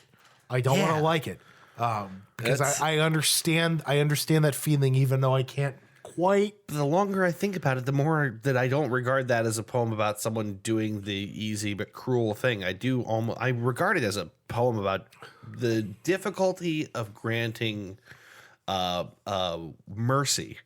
Yeah. The difficulty of being the person to decide to do the merciful and ugly thing. Yeah. Sure, and I get the sense it's a little about guilt too, and how even Yes. if you know, even if no one's around, you know, there's still the person you are in the dark, Yes. and that's maybe The dark is really important. That's maybe a more pessimistic look than yours, but You may have touched on it though. I think the dark is really I important. think you may have touched on why that's identifiable because it's just yeah, you understand that even if you've never been through that specific situation, you know what I mean. I mean, I'm sure none of us can say we did something that grotesque, but but the idea of like what the ugly things are that you do when you know that you have to, and you know that no one can see, and you know that if you don't, I mean, the alternative is worse. I mean, you guys did burn an entire room full of goblin children in D&D. I don't think you can say you guys. That was he was not totally on board with that. You ready, buddy? Did you try and stop him? No. Well, there you go. The thing is, he walked out, but he didn't. No, he didn't try to stop me. Yeah, for anyone who's listening that's not involved with our D&D campaign, Yeah. my character who is oh no, I'm not the only good aligned character in the party. No, that's anymore. right. You're not. Jen's character is in now. Yeah. But no, at the time I was the only good aligned character and lawful good at that, and Yeah. my character still has no idea that this happened. I hope he never finds out. Yeah, you better pray he doesn't. I hope he never finds out. We will might actually fight. He will Kamehameha you into oblivion. He might. He might. He might actually do that. He might actually try and, like, you know, handcuff you and bring you to the law. Who will then promptly say, "Oh, they're goblins. Who cares?" Yeah, right. Exactly. Right. It's, you know what? being- It's a racist system, but I'll get away with it. Being lawful good in a murder hobo campaign really sucks. Yeah, I got one for you guys. Yes. This is another one from the Jenny. This is by a woman named Pam Anderson. Nice. Not that Pam Anderson, who is great. She was published in the Jenny multiple times, and this is one of my favorite ones that she wrote. It's called Packet. Subtitle: An American paratrooper teaches the new kid to pack his parachute.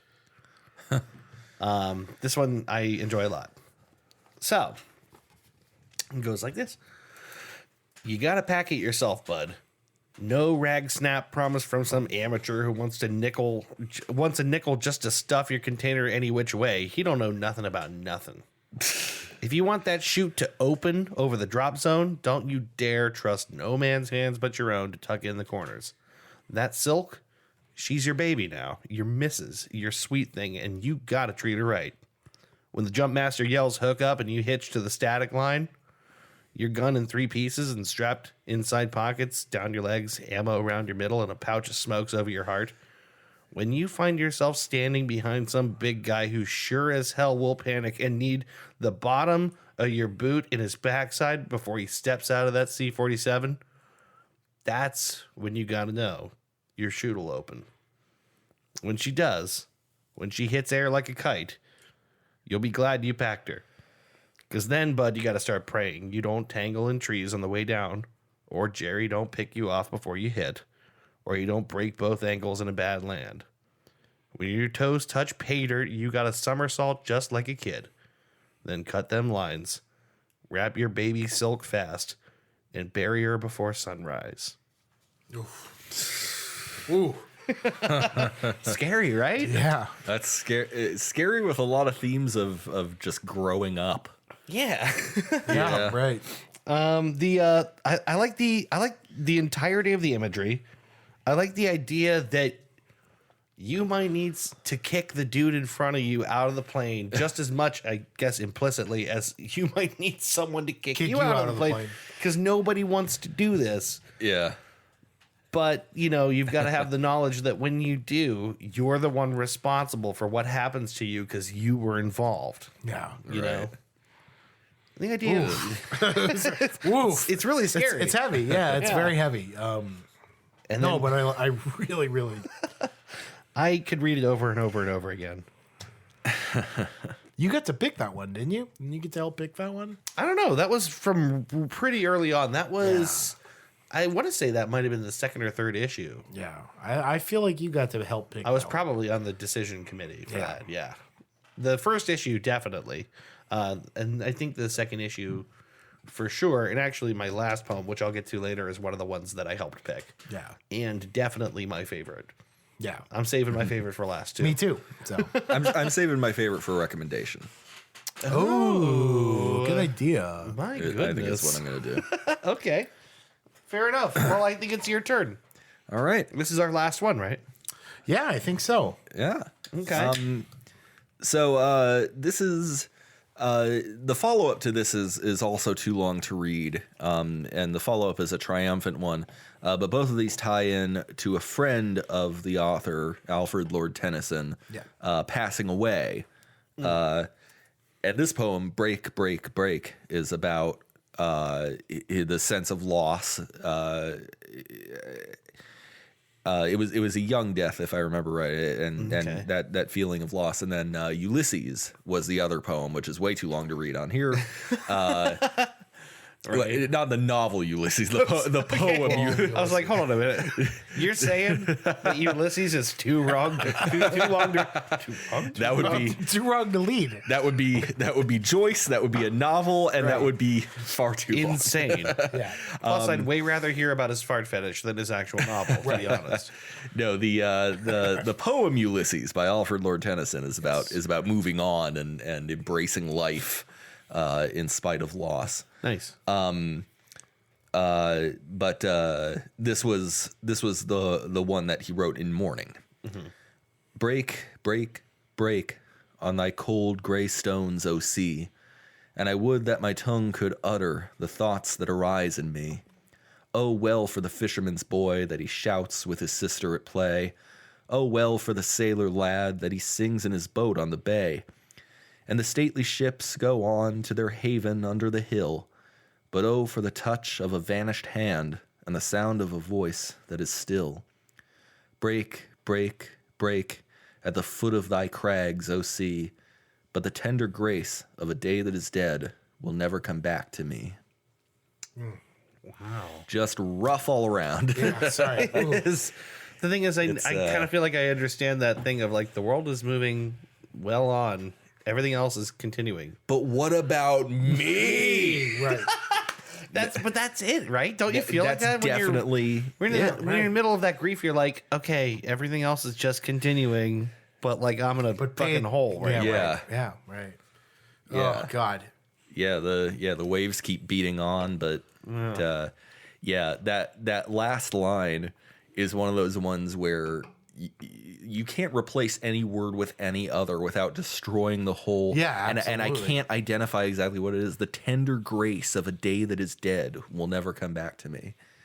Wow, that wouldn't be anywhere near as powerful with any other choice of words, even if they mean the exact same thing. The gentle grace of a day that is dead, doesn't sound right. Yeah. Quite right. You know. Yeah. Like if poetry is about chasing like something and really putting it into words that maybe in a way that nothing else can. Yeah. That's the surgical knife of doing that. Yeah. Right. Is that very deliberate word choice? Yeah. You just remind. I'm sorry. Go ahead. I was just gonna say, just a reminder that when Tennyson passed away, our good friend William Topaz McGonagall came knocking on the door of Buckingham Palace asking if he could be the new poet laureate. Yeah. Right. To which they replied, "If I remember correctly, we'll get back to you." Yeah, something. We'll think about it. Something along those lines. Yeah. That's fucking My hilarious. friend, I am very sorry to say that on the 23rd day of May. Yeah, right. You speaking of loss, you just reminded me of Ralph Waldo Emerson when his son Waldo was born. From the very day that his son was born, He would constantly hide out in crowds. And we would say, where was he? Where did he come from? Where where did did he he go? go? Where did he go from? No, seriously, where did he go? Little Waldo. No, his son Waldo, from the day he was born till the day he died from yellow fever. Oh, shit. I'm sorry. I feel bad. That's what fucking ruined your. He died from yellow fever, if I remember correctly. At age, asshole. you're gonna feel even worse. At age 4. Oh, man, you really, God, you fucked this up. I'm terrible. Ralph Waldo Emerson, from the day his son was born till the day he died, kept a journal. And every was 4 years long. right. Every day he wrote something new that his son taught him in the journal. And the day that his son died, the journal had one line, and that was, I'm really sorry, I'm going to ruin everybody's day. That line was, "Today my little Waldo left this earth," and then he never kept the journal again, which is like, and it was published years later, but it was like, that's one of the saddest things that I can think of. And I'm like, not to like completely KO everybody. Why are you like this? I'm really It sorry. reminds me of Why It's why just, would you it's it's a comedy podcast. I'm sorry. It's the most heartbreaking thing that I can think of. My little Waldo. Today, my little Waldo left this earth. Why would you It was one why line. would you? I'm sorry. I'm It sorry. reminds me of that that legend of Ernest Hemingway being challenged by someone at a bar to write the saddest story he could Yes. in 10 words or less, and he did it yeah. in 6. Yes. which was spilled by Cheetos upon the floor.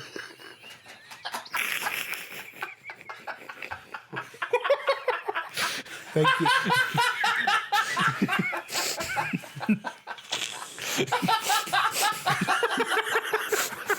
Boy, did we need that. Ooh. Yeah. It was getting way dark in here. Sorry. Out of whiskey, liquor store closed. Oh no. What was the actual story? I forget. For sale, baby shoes, never no- worn. Yeah, right. I was gonna say something about For sale, shoes. baby shoes, $20. For sale, baby shoes, serious offers. For sale, No baby DMs. shoes, No DMs. urine damage. All right. Do you guys want to hear my favorite poem ever? Sure. You and I have one each. For sale, gently used, wife.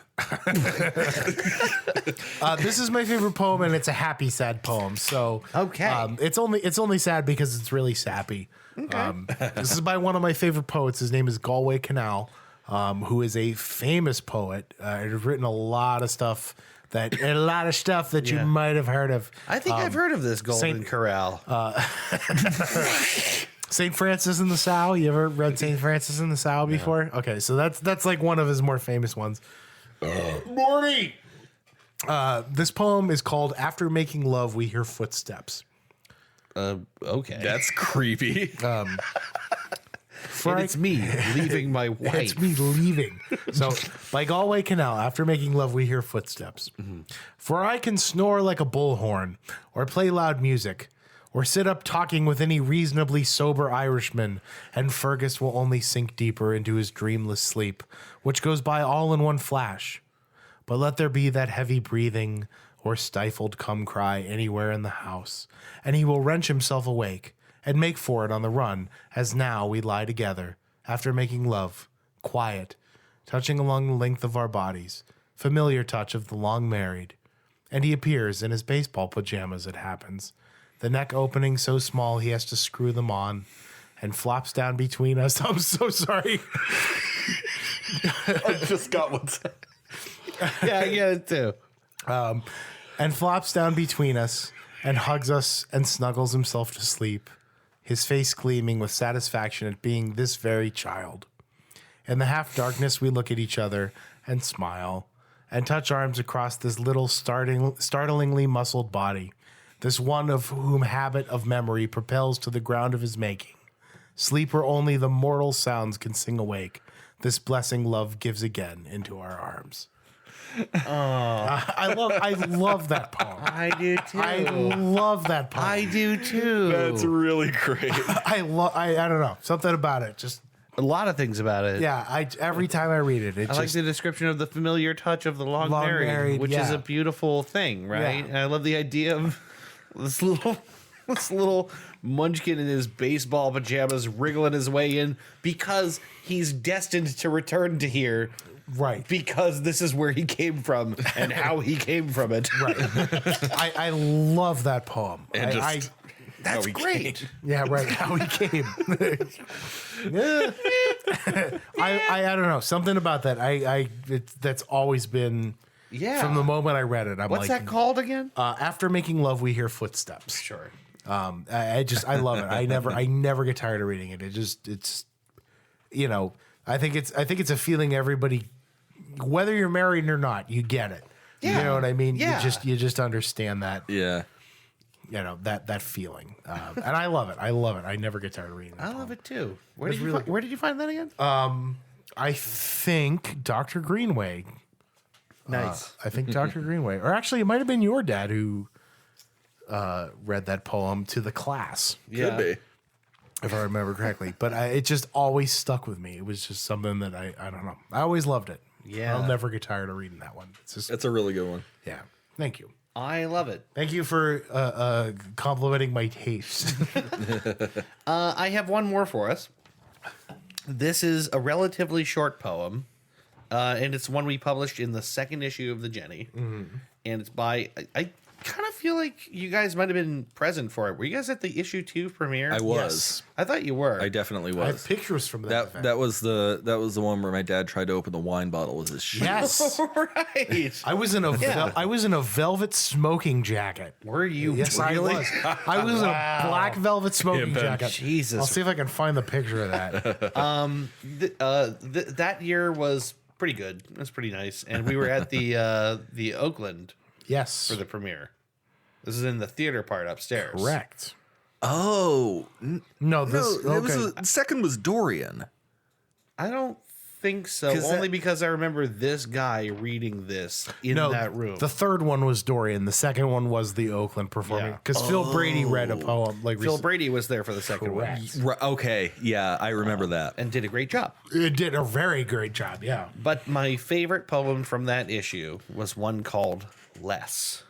Do you remember this? There's a guy named Bill Ebert. I believe he's relatively local. And he opens this with the inscription, "Less is more," a quote from Mies van der Rohe, right? Okay. And the poem is, "Pale, blue-veined, swollen knuckles wince, wringing the cloth, moisten lips that may never speak I love you again. A grizzled muzzle snarls and barks. Paws hold the ground between berry picking children and a coiled copperhead. Since great-grandfather, a green mailbox, paint peeling, perched on a cedar post, marks the lane back home. There is so much else I want to say about love. A carpenter's death, a dream dreamt out loud, a shared peanut butter and jelly sandwich. But less is more." Oh man, I love that poem. that's so really fucking really much. good. I think it's my favorite poem. It's my favorite of this list and one of my favorites of all time. That's really good. There's it's like what this does that I love is it traces around the edges of what love means. Yeah. And it's these expressions of love that begin to hint at like this The like, thing. Yeah, like what love is as Yeah. as a whole, but through these different expressions of love. Yeah. I don't know. I love Yeah. it. No. It's just. I like that it's short. Yeah, me too. I like It's that a so poem, perfect. It's I like just- that a poem trying to talk about love is so brief. Yeah. Uh huh. Less is more. Less is more. Less is more. It's I don't know. I remember hearing that read in person and being like, this is the fucking shit. Like this for that I was like, this is the real deal. I got so This excited. is the shit. Oh shit! Held up your air horn and just. Oh, And he's like, I'm still reading. yeah. Please stop. Stop. You're ruining my moment. Poet life. Well, all right. That was fun. Yep. Let's Yes. move on and end this episode here Let's soon. do it. God damn it. I want to do this again. Yeah, don't know if you I guys will- actually really do too. We didn't get Ben and I didn't get to read our poems. I'll need to read more poems. Yeah, right. Ben and I didn't get to read our poems. Yeah, your actual poetry. I'm sure we could all dig up stuff that we wrote. Oh yeah, I have lots of it. The poem of mine that got published was the one good poem I've ever written. My father's poetry. That was my father's poetry. it has my favorite closing line of like, well, not my absolute favorite, but among my top 10 favorites. It's really good. There's a reason it got picked, dude. Yeah, dude. I know, but I don't know. 2 words that fucking, well, whatever. You'll do it next time. Mine was the girl at table 5. Yes, which I almost included in here, except I didn't want to embarrass you. Yeah, nah. It's, Yeah. Well, I mean, I've already embarrassed myself by crying like a bitch over some stuff that somebody wrote. That's not, I mean, poetry is meant to be experienced viscerally, you pussy. Yeah. This was a lot of fun. I would love Yes. to do this again. I don't know if you guys thought it was fun, but we don't really give a fuck what you think. So The 3 dudes. The 3 we dudes. don't really We give don't- a fuck what you think. We don't give a fuck. We don't give a shit. 420, Blaze it. blaze it, America rules. Smoke weed. Blaze it. Smoke weed, Bob Iranians, 420. 420. Blaze it. We'll be back in a bit. With smoking and drinking. Yeah, with smoking and drinking. And what we learned. And maybe something else. We'll find out. Ooh, girl. That's what's up. See you in a bit. Woo.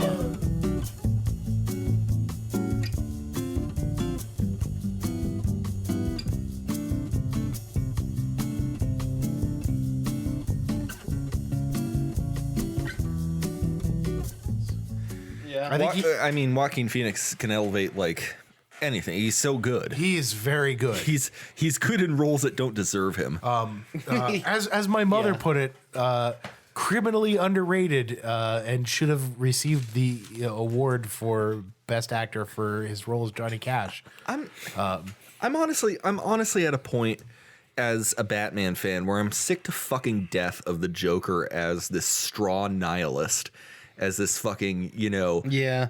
you know, I'm going to deconstruct society, Batman.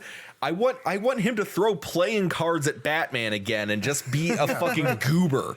Right. Yeah, Like, that's- not just be an agent of chaos, but just, like, I don't know, be mean on purpose. Yeah. Instead of just, I don't know. The thing is, Joker doesn't fucking mean anything unless you have Batman. Right. You know, the whole point of Batman is the point of superheroes, which is that people with enough conviction can make the world a good place.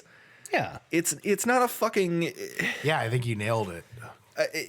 Joker in a vacuum without Batman is just some fucking weirdo Yeah. that doesn't do anything.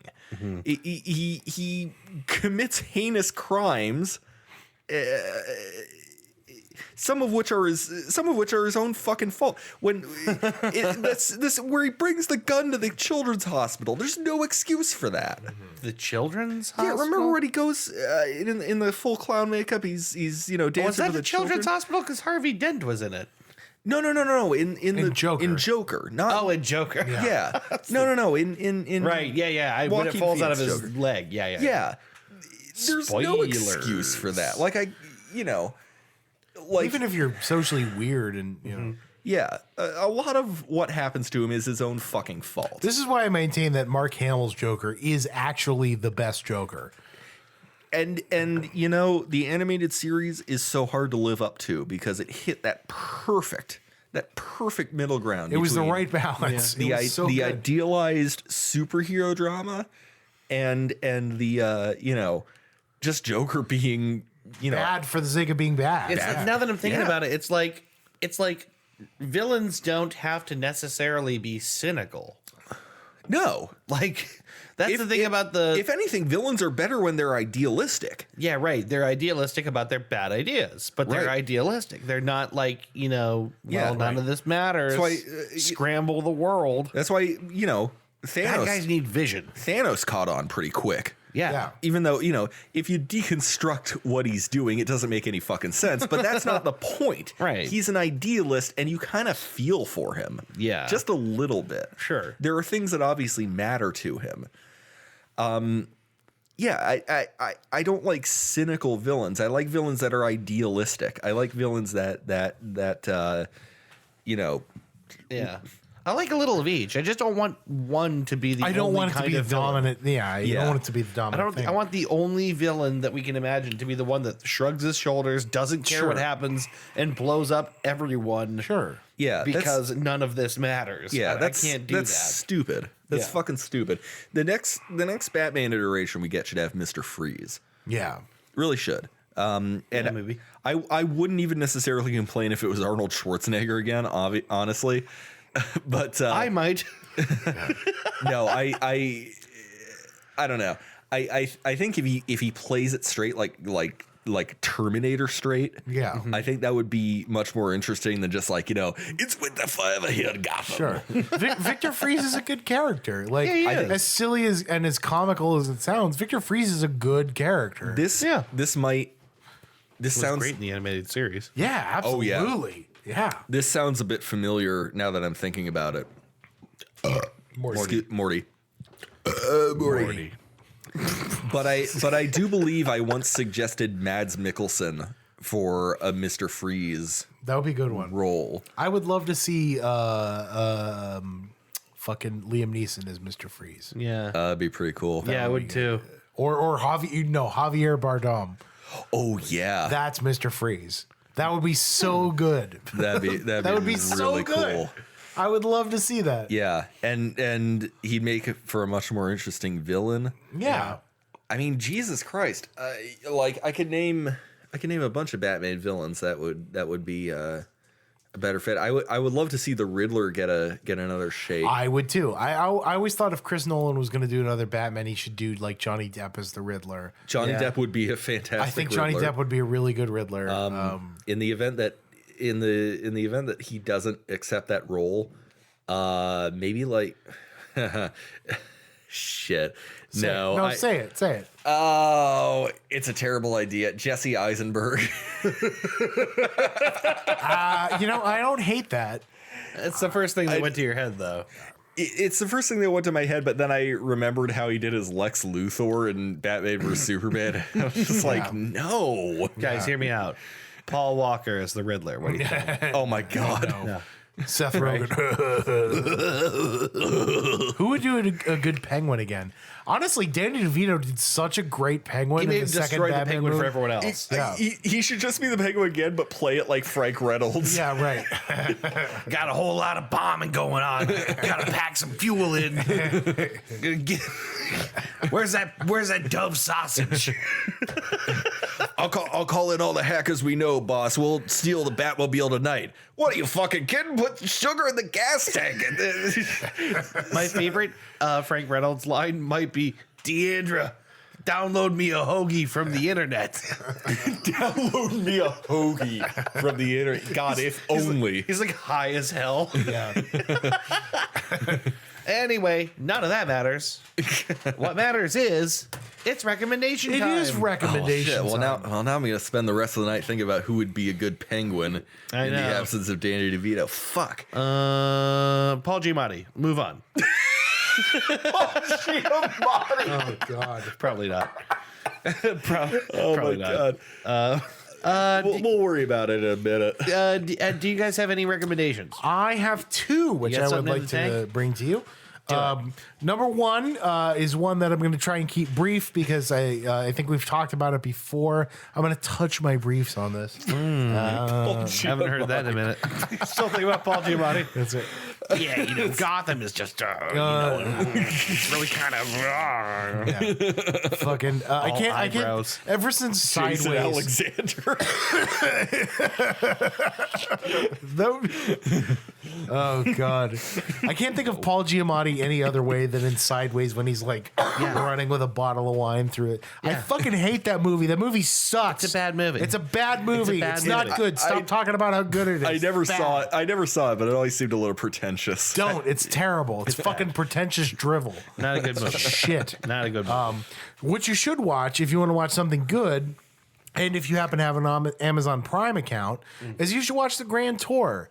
The Grand Tour is really good. Yes. The Grand Tour yeah. is basically Top Gear after Top Gear decided they didn't want to be Top Gear anymore. When Jeremy Clarkson got fired, BBC basically decided we don't want to make money anymore. So we're gonna let Amazon make all this money now. We've taken one too many punches collectively from Jeremy Clarkson. Literally. Let's just let him go. Let's just let them go. And they did, and they sent them to Amazon. So you got Jeremy Clarkson, Richard Hammond, and James May.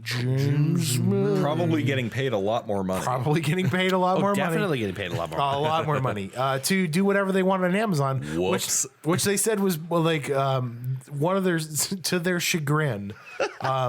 They got paid more money on Amazon, but they don't get to piss off the BBC anymore, which is something they took great delight in. Pissing off the brass is half the joy of doing a Right. job in the middle of a bureaucracy. And they can't do that on Amazon because they're like, yeah, do whatever you want. right. But the Grand Tour is just as good as old Top Gear was, and even better in a lot of instances. It is. It's not a show about cars, so if you think you have to know anything about cars to enjoy the Grand Tour, you're wrong. I mean, it's it is a show about cars, but not a car show. it's a car themed show, but it's moreover a show about the male brain and how the male brain works. Yeah. It is just three guys who are very, very old friends driving around and doing dumb stuff in really expensive cars that they let them drive for some reason. Basically shitting on each other and making fun of each other. It's just and really fun. It's driving just cool things. Professor Slow. Professor Slow. Those guys are like the most viewed people worldwide. Yeah, they are. There's a famous thing where they were talking about when they were still doing Top Gear at BBC. They went to Syria for an episode, and as soon as James May stepped out of James May, as soon as James May stepped out of the airport in Syria, someone greeted him as Captain Slowly, just on the street. Captain Slowly. Yeah. The adverb is funnier. Yeah, they just everybody knows who these guys are. They just do dumb shit for fun with cars. Top Gear is really funny. It's really funny. It's really fun. You should watch it. Yeah. Plus, once again, Richard Hammond nearly dies. Nearly dies. You get to see him almost die again.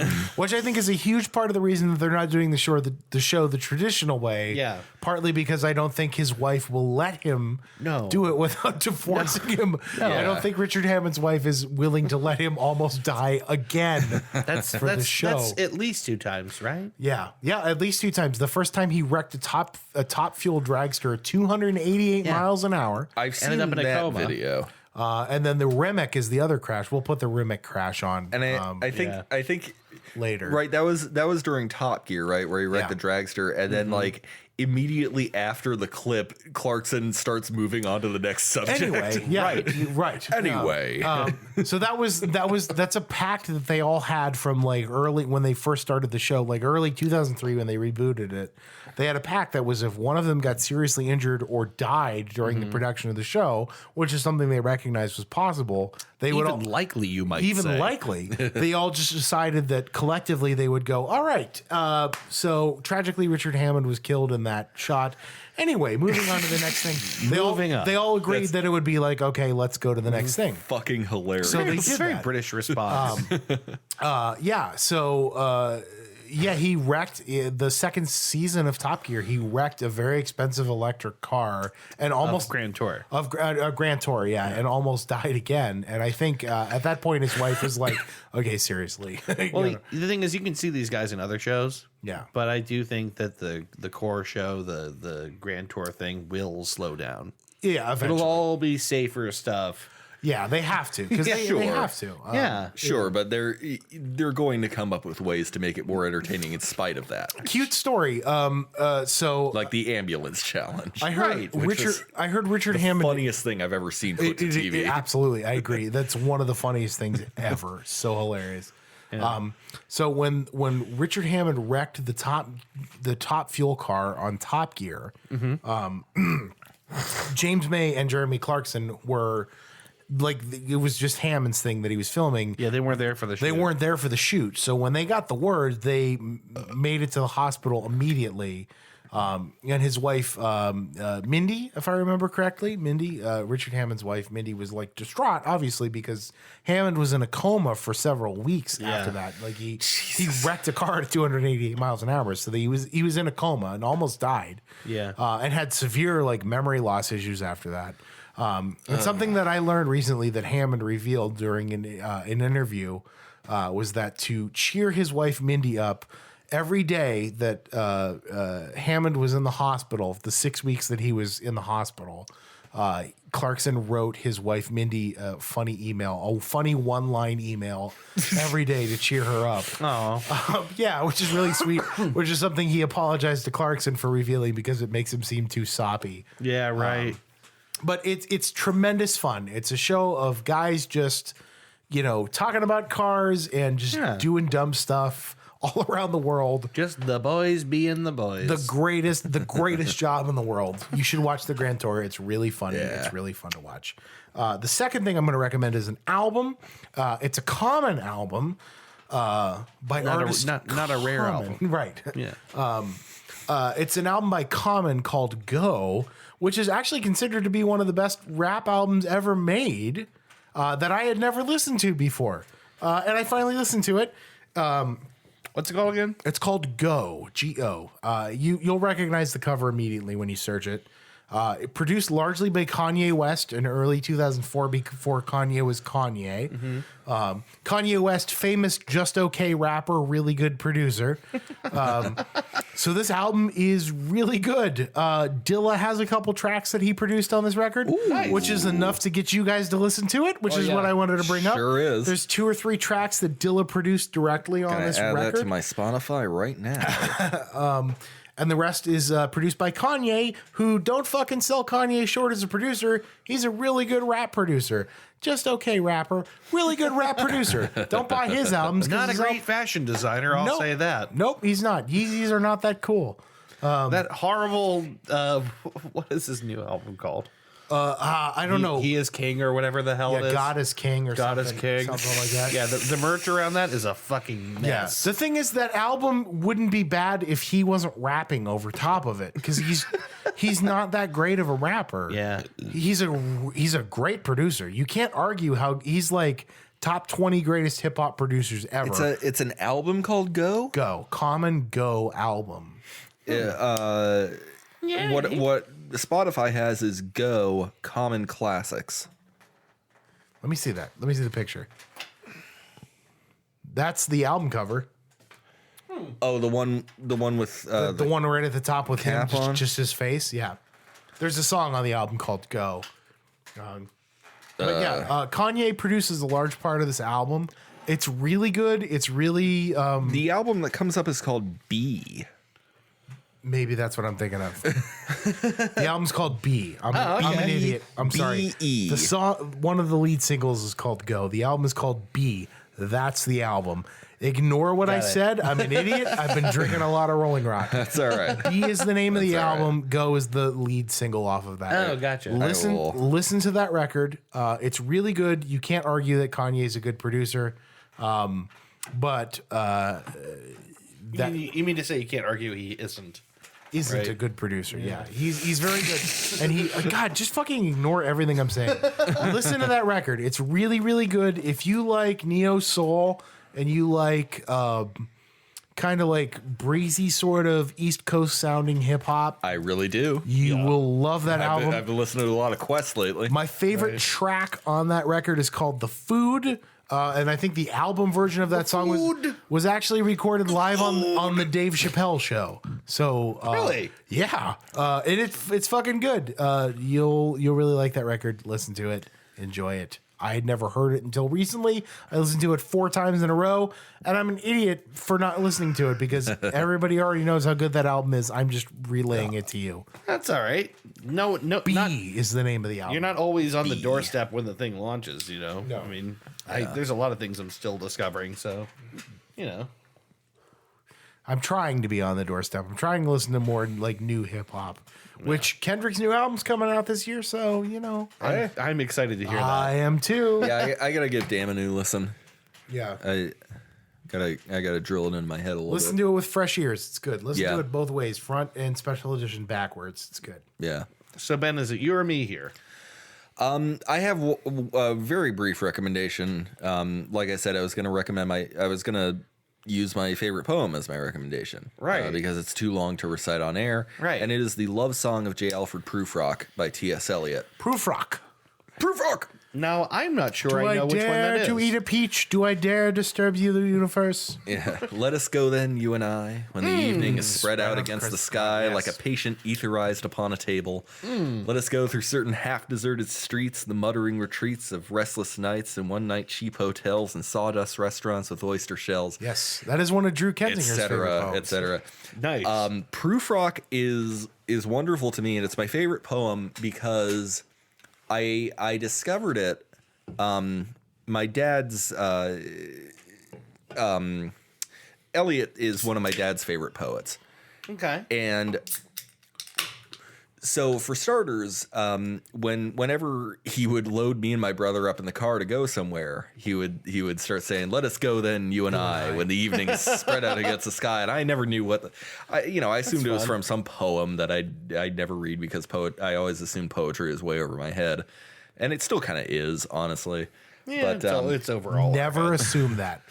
I Just know enjoy the musicality of language. That's what Dr. Snyder been taught me. Like, again, I mentioned him teaching about Jabberwocky and how language is what you perceive it. Yeah. But no, there was a long time where I assumed and still kind of do that a lot of poetry and a lot of literature is just going to go way over my head.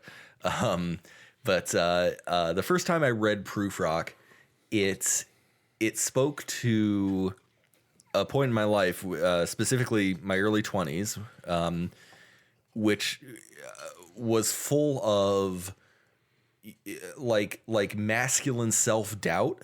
Sure. There's a lot of language about Gosh, I wouldn't know anything about that. there's a lot of lines about your hair looking thin, your arms and legs getting scrawny, Yeah. women not paying attention to you, Milady. Milady. No, but it speaks in a very gentle way to a lot of I think self-doubt that a lot of men go through in those formative, adult years, especially. Yeah. When you're getting out there and socializing, your early 20s and Yeah, you're starting to test the thing you spent a little while building. right. See if it works. Right, and even above that, like trying to appear cultured. The line that repeats a few times is, "In the room, the women come and go, talking of Michelangelo." Talking of Michelangelo. Talking of Michelangelo. Yeah. On the streets, women come and go, talking of Michelangelo. And I thought, how stupid. That statue had such a tiny schmecker, and I thought, this not so great. Do I dare eat a peach? Do it. Do I dare disturb you, the universe? I don't know. You tell me. You I tell don't me. give a fuck. Whatever, I don't give a shit. 420, blaze it. America rules. Suck my dick. Fuck you. Fuck off. Get out of here. Get him out of here. Throw him in jail. Get him the hell out of here. Launch him. We got to get him Throw over the Prufrock in jail. trebuchet. We got to get him over the wall. We're gonna launch him over that wall. It's going to make a lot of Mexicans really airborne.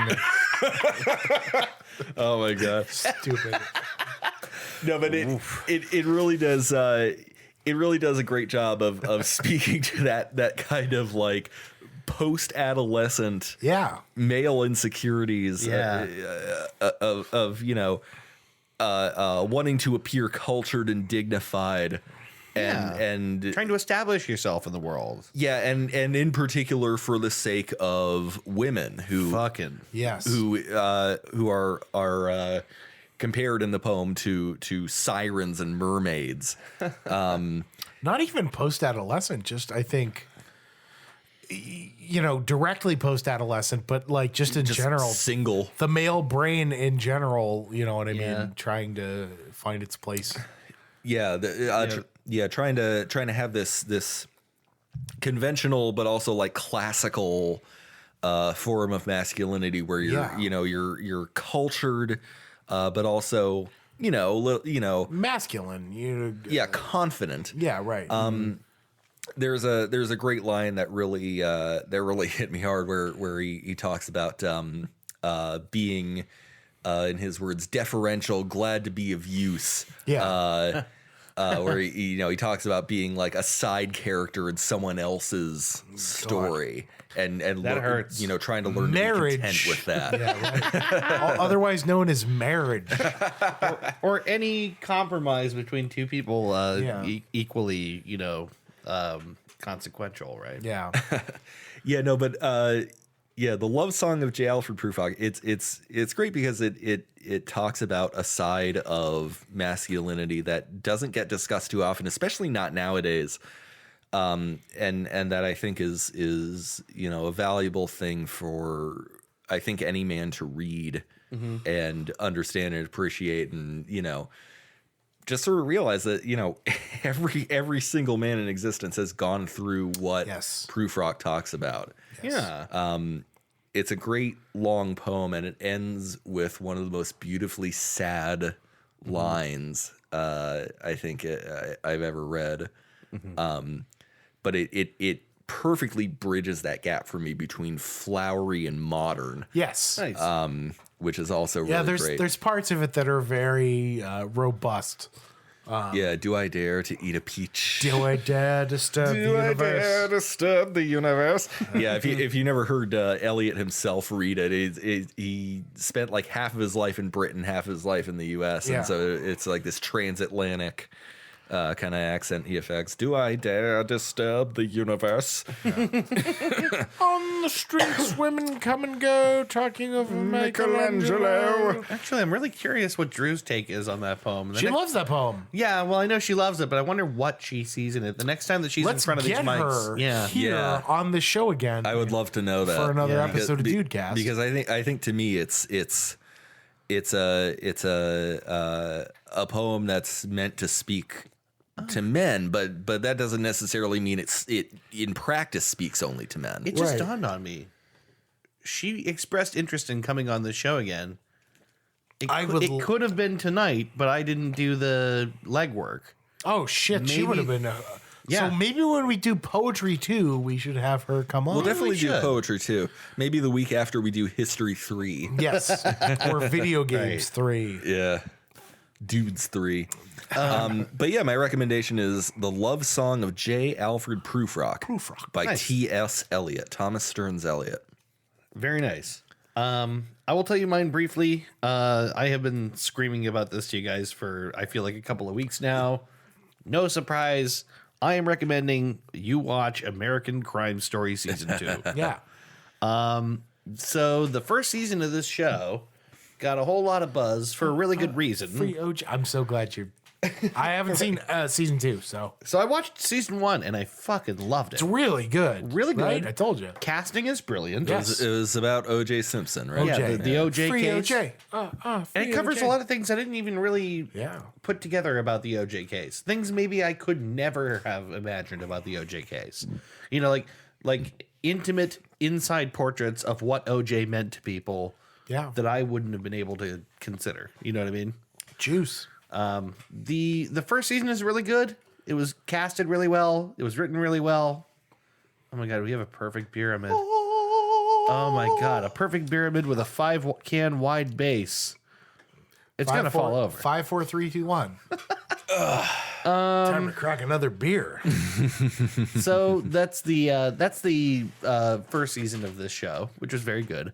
The second season, I don't feel like anyone talks about it. No, they don't. I never watched it. Nobody's talking about And this. no one is talking about this. And no one wants to talk about Johnny the perfect- Versace was murdered on his steps, and no one is talking about. It happened in Miami, and I know because I was there. I was there. I was on the beach. I was the one who killed him. I could have done something to stop it, but I kind of hated him. I was beating the shit out of my son, and I turned and I looked, and I saw, oh my God, this is not so good. And I thought this not great. They're gonna make a lot of TV shows about Melania, this. look at this. These fucking immigrants. We gotta launch him. Present company excluded. We gotta launch him over the wall. I love this impression, but I hate how much real estate this dude gets in my head. Yeah, well, get ready because he got another 4 years of real estate. I know. Getting ready. But let's not talk about that. Let's talk about TV. Let's talk about dead Johnny Versace. It's a really good season of TV. Yeah. If you don't know what happened to Johnny Versace, it's exactly that. Someone gunned him down on the steps of his Miami home. Yeah. And that person turned out to be a person of larger national interest than you might think. It turned A out to be- person of larger national interest than you might think. he was Yeah, a he was a serial killer, Yeah, he was which I didn't know. I didn't know that either. I didn't know that Johnny Versace was gunned down by someone who had killed like 4 people previously. Yeah. But it makes for a really interesting story. The story of a man named Andrew Cunanan, who went from essentially relatively poor childhood, and then the family sort of being on the up and up, and then poor again, and managed to find a way to make a way for himself, partially as a male escort, and I think you could probably fairly say all around con man. And over the course of like a decade, he ends up on the steps of Johnny Versace's home shooting him with a handgun. Yeah. And how that happens is so interesting. It's the whole show is told in sort of like a reverse order, where the first episode is about that shooting, and the second episode is maybe a little bit more about that time, but then the third episode we start to step back. We go to what happened before that, and the fourth episode is what happened to lead to that, and the whole show works backwards. I like that. Yeah, it's very cool. Yeah, it's really cool. It's Especially now when we know the third season is going to be about the Clinton trial, the right? Clinton impeachment. Yeah. That's going to be so fucking interesting. That is going to be really Who are good. they going to get to play Bill Clinton? I don't know, but I told you already who they have playing Matt Drudge, right? Yeah. Yeah. It's fucking Billy Eichner. Billy Eichner. What a great casting Yeah. this is. Hilarious. I believe Sarah Paulson is playing Linda Tripp. Okay. I'm trying to remember. That cunt Linda Tripp set the whole thing off. Yeah. I don't actually, honestly, there's things I'm going to learn watching the show. Sometimes, like, when you live through stuff like that, it's a little bit vague, and we were all young, and, Very young. my yeah. memory of all that is a little bit, probably clouded, but yeah, that's it. Watch American Crime Story Season 2. It's on Netflix. It's like 9 episodes long. Yeah. The casting is brilliant. The writing is incredible. The role of Andrew Cunanan is played impeccably. Never quite seen someone who is so clearly a villain that I liked so much. Yeah.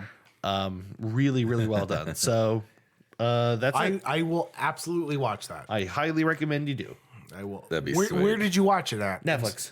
Was it on Netflix? It's on They Netflix. have it on Netflix. It's on now? Netflix right now. I will absolutely go home and watch that. Yeah. Actually, also, season 1 is also on Netflix. Yeah, I'll watch season 1 again too. I'll watch season 2 first because I've seen season 1 a couple times now. You should. At least watch the first episode. And I'll tell you this. You know how, like, there's the how far do you have to watch before you're fully in? Yeah. If you're not fully in at the end of episode 3, dip out. Okay. If you're not fully in at the end of episode 3, it's a very slow date. Up top. You know what I'm talking about? Talking about full penetration. P in V. Let's move on. Okay. Did we learn anything? Yeah, I learned. I think so. I learned that Dave can't get enough meat in his cuck mouth. Okay. I learned that farts are 10% of a dolphin's diet. Yes. I learned Sweet Home Alabama can go fuck its sister. Sure can. Sure can. Keeping up with the farts here, I wrote a fart that violates the Geneva Convention. Nice. I wrote that Donald Trump nuts into old Big Mac wrappers. I learned Latrobe Pete is dumb and stupid. Latrobe Pete. What an idiot. What a fucking moron. Hey, it's me, Latrobe Pete. I wrote everyone has a jar of cherries in their fridge that they just don't touch. I wrote comings and goings. I learned that poetry is a rich way to experience deep feelings, pussy. The last thing I wrote here is being lawful good in a murder hobo campaign really sucks. It does. Try it sometime. I wrote down Kickstarter to fund Paul Giamatti as the Penguin. Yes. Hey, what's going on down What's going here? on down here? I'm the penguin, yeah. I'm the penguin. He's just walking it just naked, seems to me like the bad forces of the city. just walking naked with a bottle of wine to Gotham. Stupid. Tidy whitey stuck What a to fucking his ankle. don't watch Sideways. It's a bad It's a movie. bad movie. It's Don't not good. fucking watch it. It's Skip dumb. it. Skip it. It's If terrible. if someone tries to show you that movie, punch him in the mouth. It got 4 stars and an Oscar for Best Picture somehow. It's bad. Don't watch Wait, it. it got Best Picture? Got Best Picture. It's not fucking even terrible. it's not even It's not even good. It's just it's Paul Giamatti being depressing, and then whoever that other dipshit is, Hayden Christensen. Hayden Christensen being a bad actor. Christensen. No, it's not Hayden Christensen. Isn't that his name? No. Is No, it? Anakin Skywalker? Oh, Yeah, no, no. that's not it. No. This is Christian Slater? No, that's not it.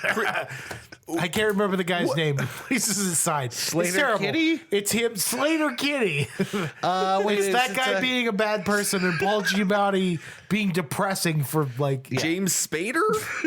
no, fuck it. I don't know. Don't No, watch it. It's some bad. tall blonde doofus that isn't good. It's a, Dolph Lundgren. Oh, I'm gonna get married and I gotta fuck somebody before I get married. That's the story. Val Kilmer. That actually is the story. That's the story. It's dumb. I'm about to get Don't married, fucking so I better watch go it. sow It's my not. wild oats. It's not Val Kilmer, is it? It's not. Tall blonde doofus. No, it would be isn't good. It would be better if it was Val Kilmer. It's not. It's fucking terrible. Hayden Christensen. Watch a better movie like I don't know, Fast and the Furious 7. All right. Fast and Furious 9 is going to be fucking Yeah, incredible. I'm actually gonna pay money to That see should it. have been a recommendation. Watch that stupid trailer. Watch that trailer. It's incredible. It's the best thing you'll ever see in your life.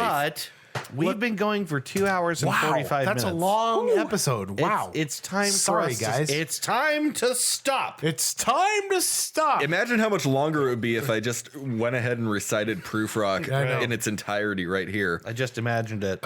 Let's Yeah. not do it. Let's Okay. not. Let us go then, you and I, when the evening is spread out against the sky We like a drank patient 5, ether 9. iced upon a table. Thanks for listening to the 3 Dude Show. 14. Yeah, thanks. There's 15 beers in this pyramid right here. Yeah. Plus 3 more on the table. Yeah. I just discovered that my phone has a super slow-mo camera, so if you punch through that while I film it, I will be the happiest man alive. Oh, let me do that and ruin Dave's night. Let's not get beer all over my basement. No, it's fine. We're No. just going to do it over the table. No, Dave, Next it's to totally the delicate fine. microphones. Hey, we'll be back next time with my episode, maybe, unless we have a guest. Well, probably. punch away from the microphones. Yeah. Let's figure this out off, Mike. Thanks for listening. We love you guys. See you next week. Or whenever. Or yeah, 2 You know, weeks. 2 weeks, whatever. we don't Fucking who care. cares? Arrivederci. A goodbye. A goodbye. Goodbye. A goodbye. Goodbye. Bye.